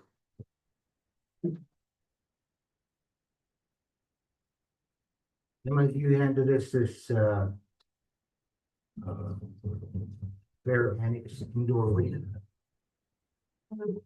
Ron wanted you to have that information. I think it has some ideas, like I believe Clarence and or Commissioner Thomas may have asked what the fair annexes they use for, and that just had a list of things that were possibilities.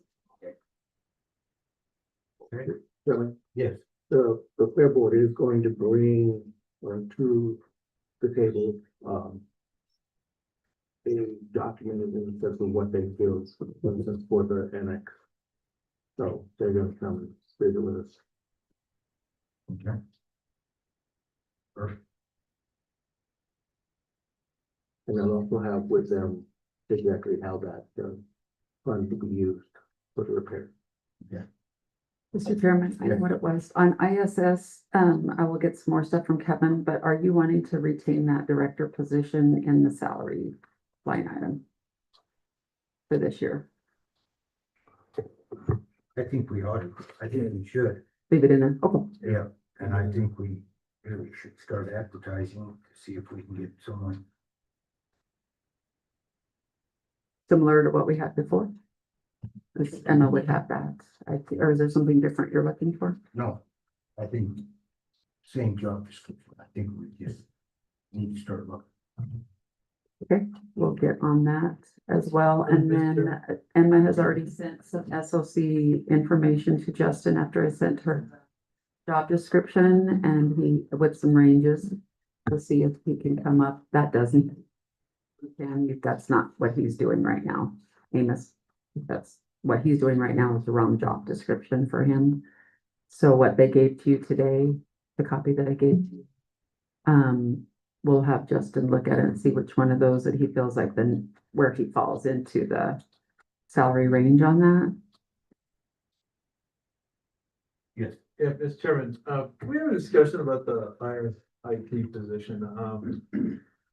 I'd kind of like to see what this potential agreement with TCI looks like, since they do this for other counties. If we can get that spelled out and take a look at and compare that with our experience in looking for IT directors, which has been extremely difficult. Sounds like people are either with large companies, large organizations, or with outfits like TCI who service, multiple counties. So are you open to entertaining that and take a look at that before we go out for that IT position? I am, Okay. the point I wanted to make was, I wanted to keep that funding in there for that position in case we wanted to go there. If we don't, Yeah, no, that's a separate issue for me.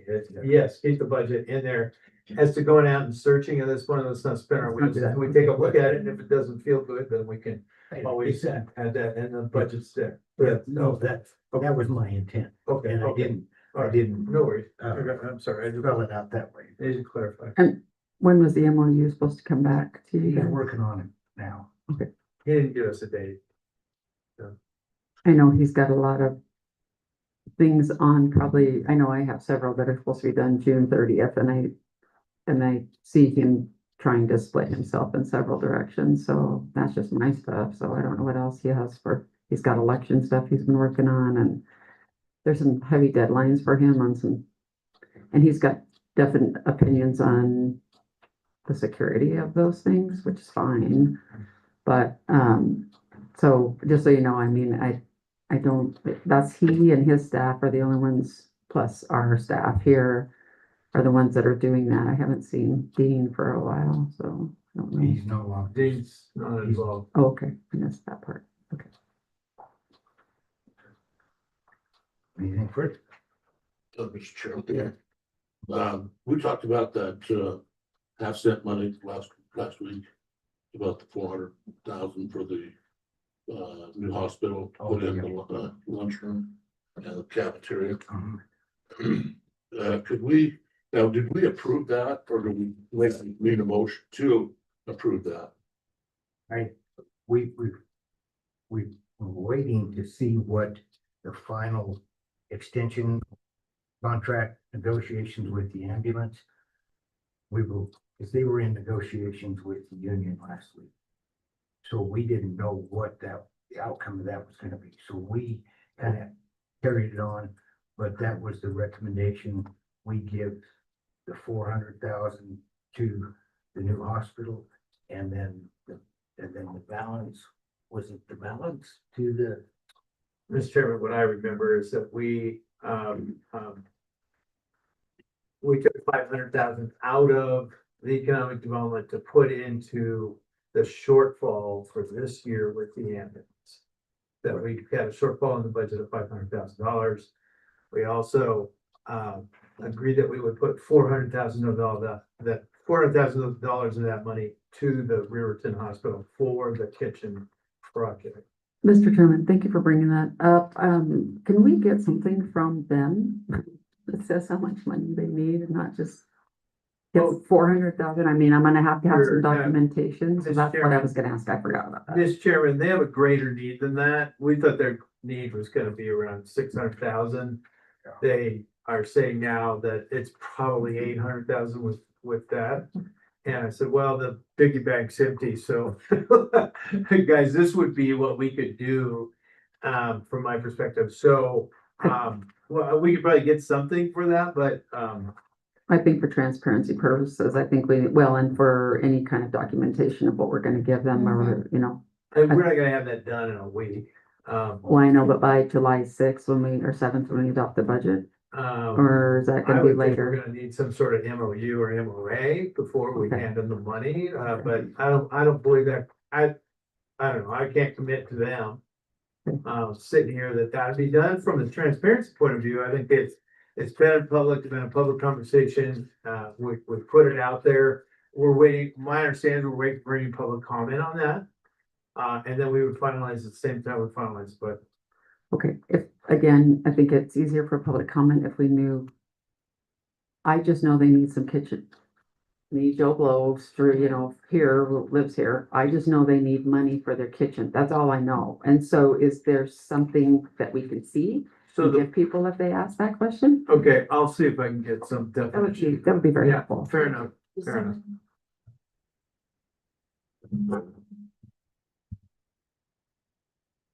Recap.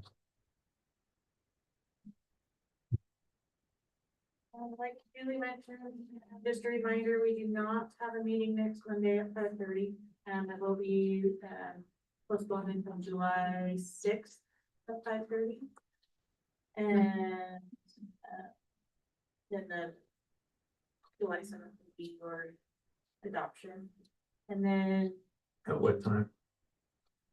Whatever times during the day, we have 24 hours from our, 24 hours, 12 hours, 12 hours, Mr. Jones is gonna be traveling, so, sorry.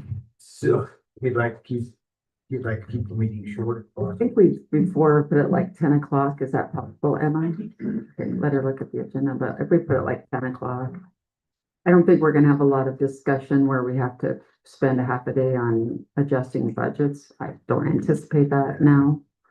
That's- So what would be good for you? When oh, are you no. somewhere? Yeah. Not at all? The six in the evening, okay, but I've got meetings, I gotta get to Evanston. I had planned to drive in the evening. On Tuesday or But I'm Monday? kind of guarding my family time because everybody's in for that week alone. So, We're talking Tuesday or Monday? Tuesday? pardon me. Which day are we talking about that? I'm The public hearing or the adoption? The 27th is when I'm traveling. That's what that is. Oh, we're I'm not sorry. talking about the sixth and seventh? I'm sorry, that's wrong. It's well, I see sort of thing. All right, sorry. It's the evening of the 7th that I have to.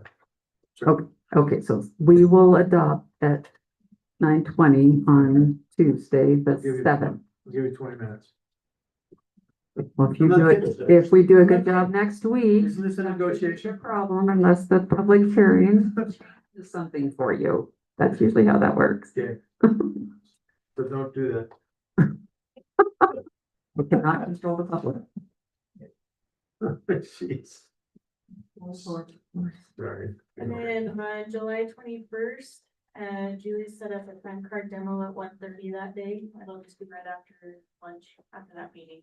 for the places to go in. What demo? You guys asked for a time card demo. Oh, okay. If that doesn't work, we could move it off, but he called and so I said we could set it up. Okay. Then I will post the fire restriction. We'll go ahead and postpone the TANF, discussion, and we'll bring Chance Marshall back next week.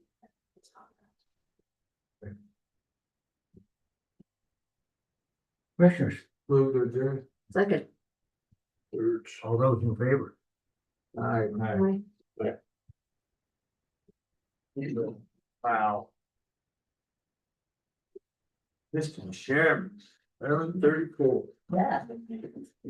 Wow. DOA.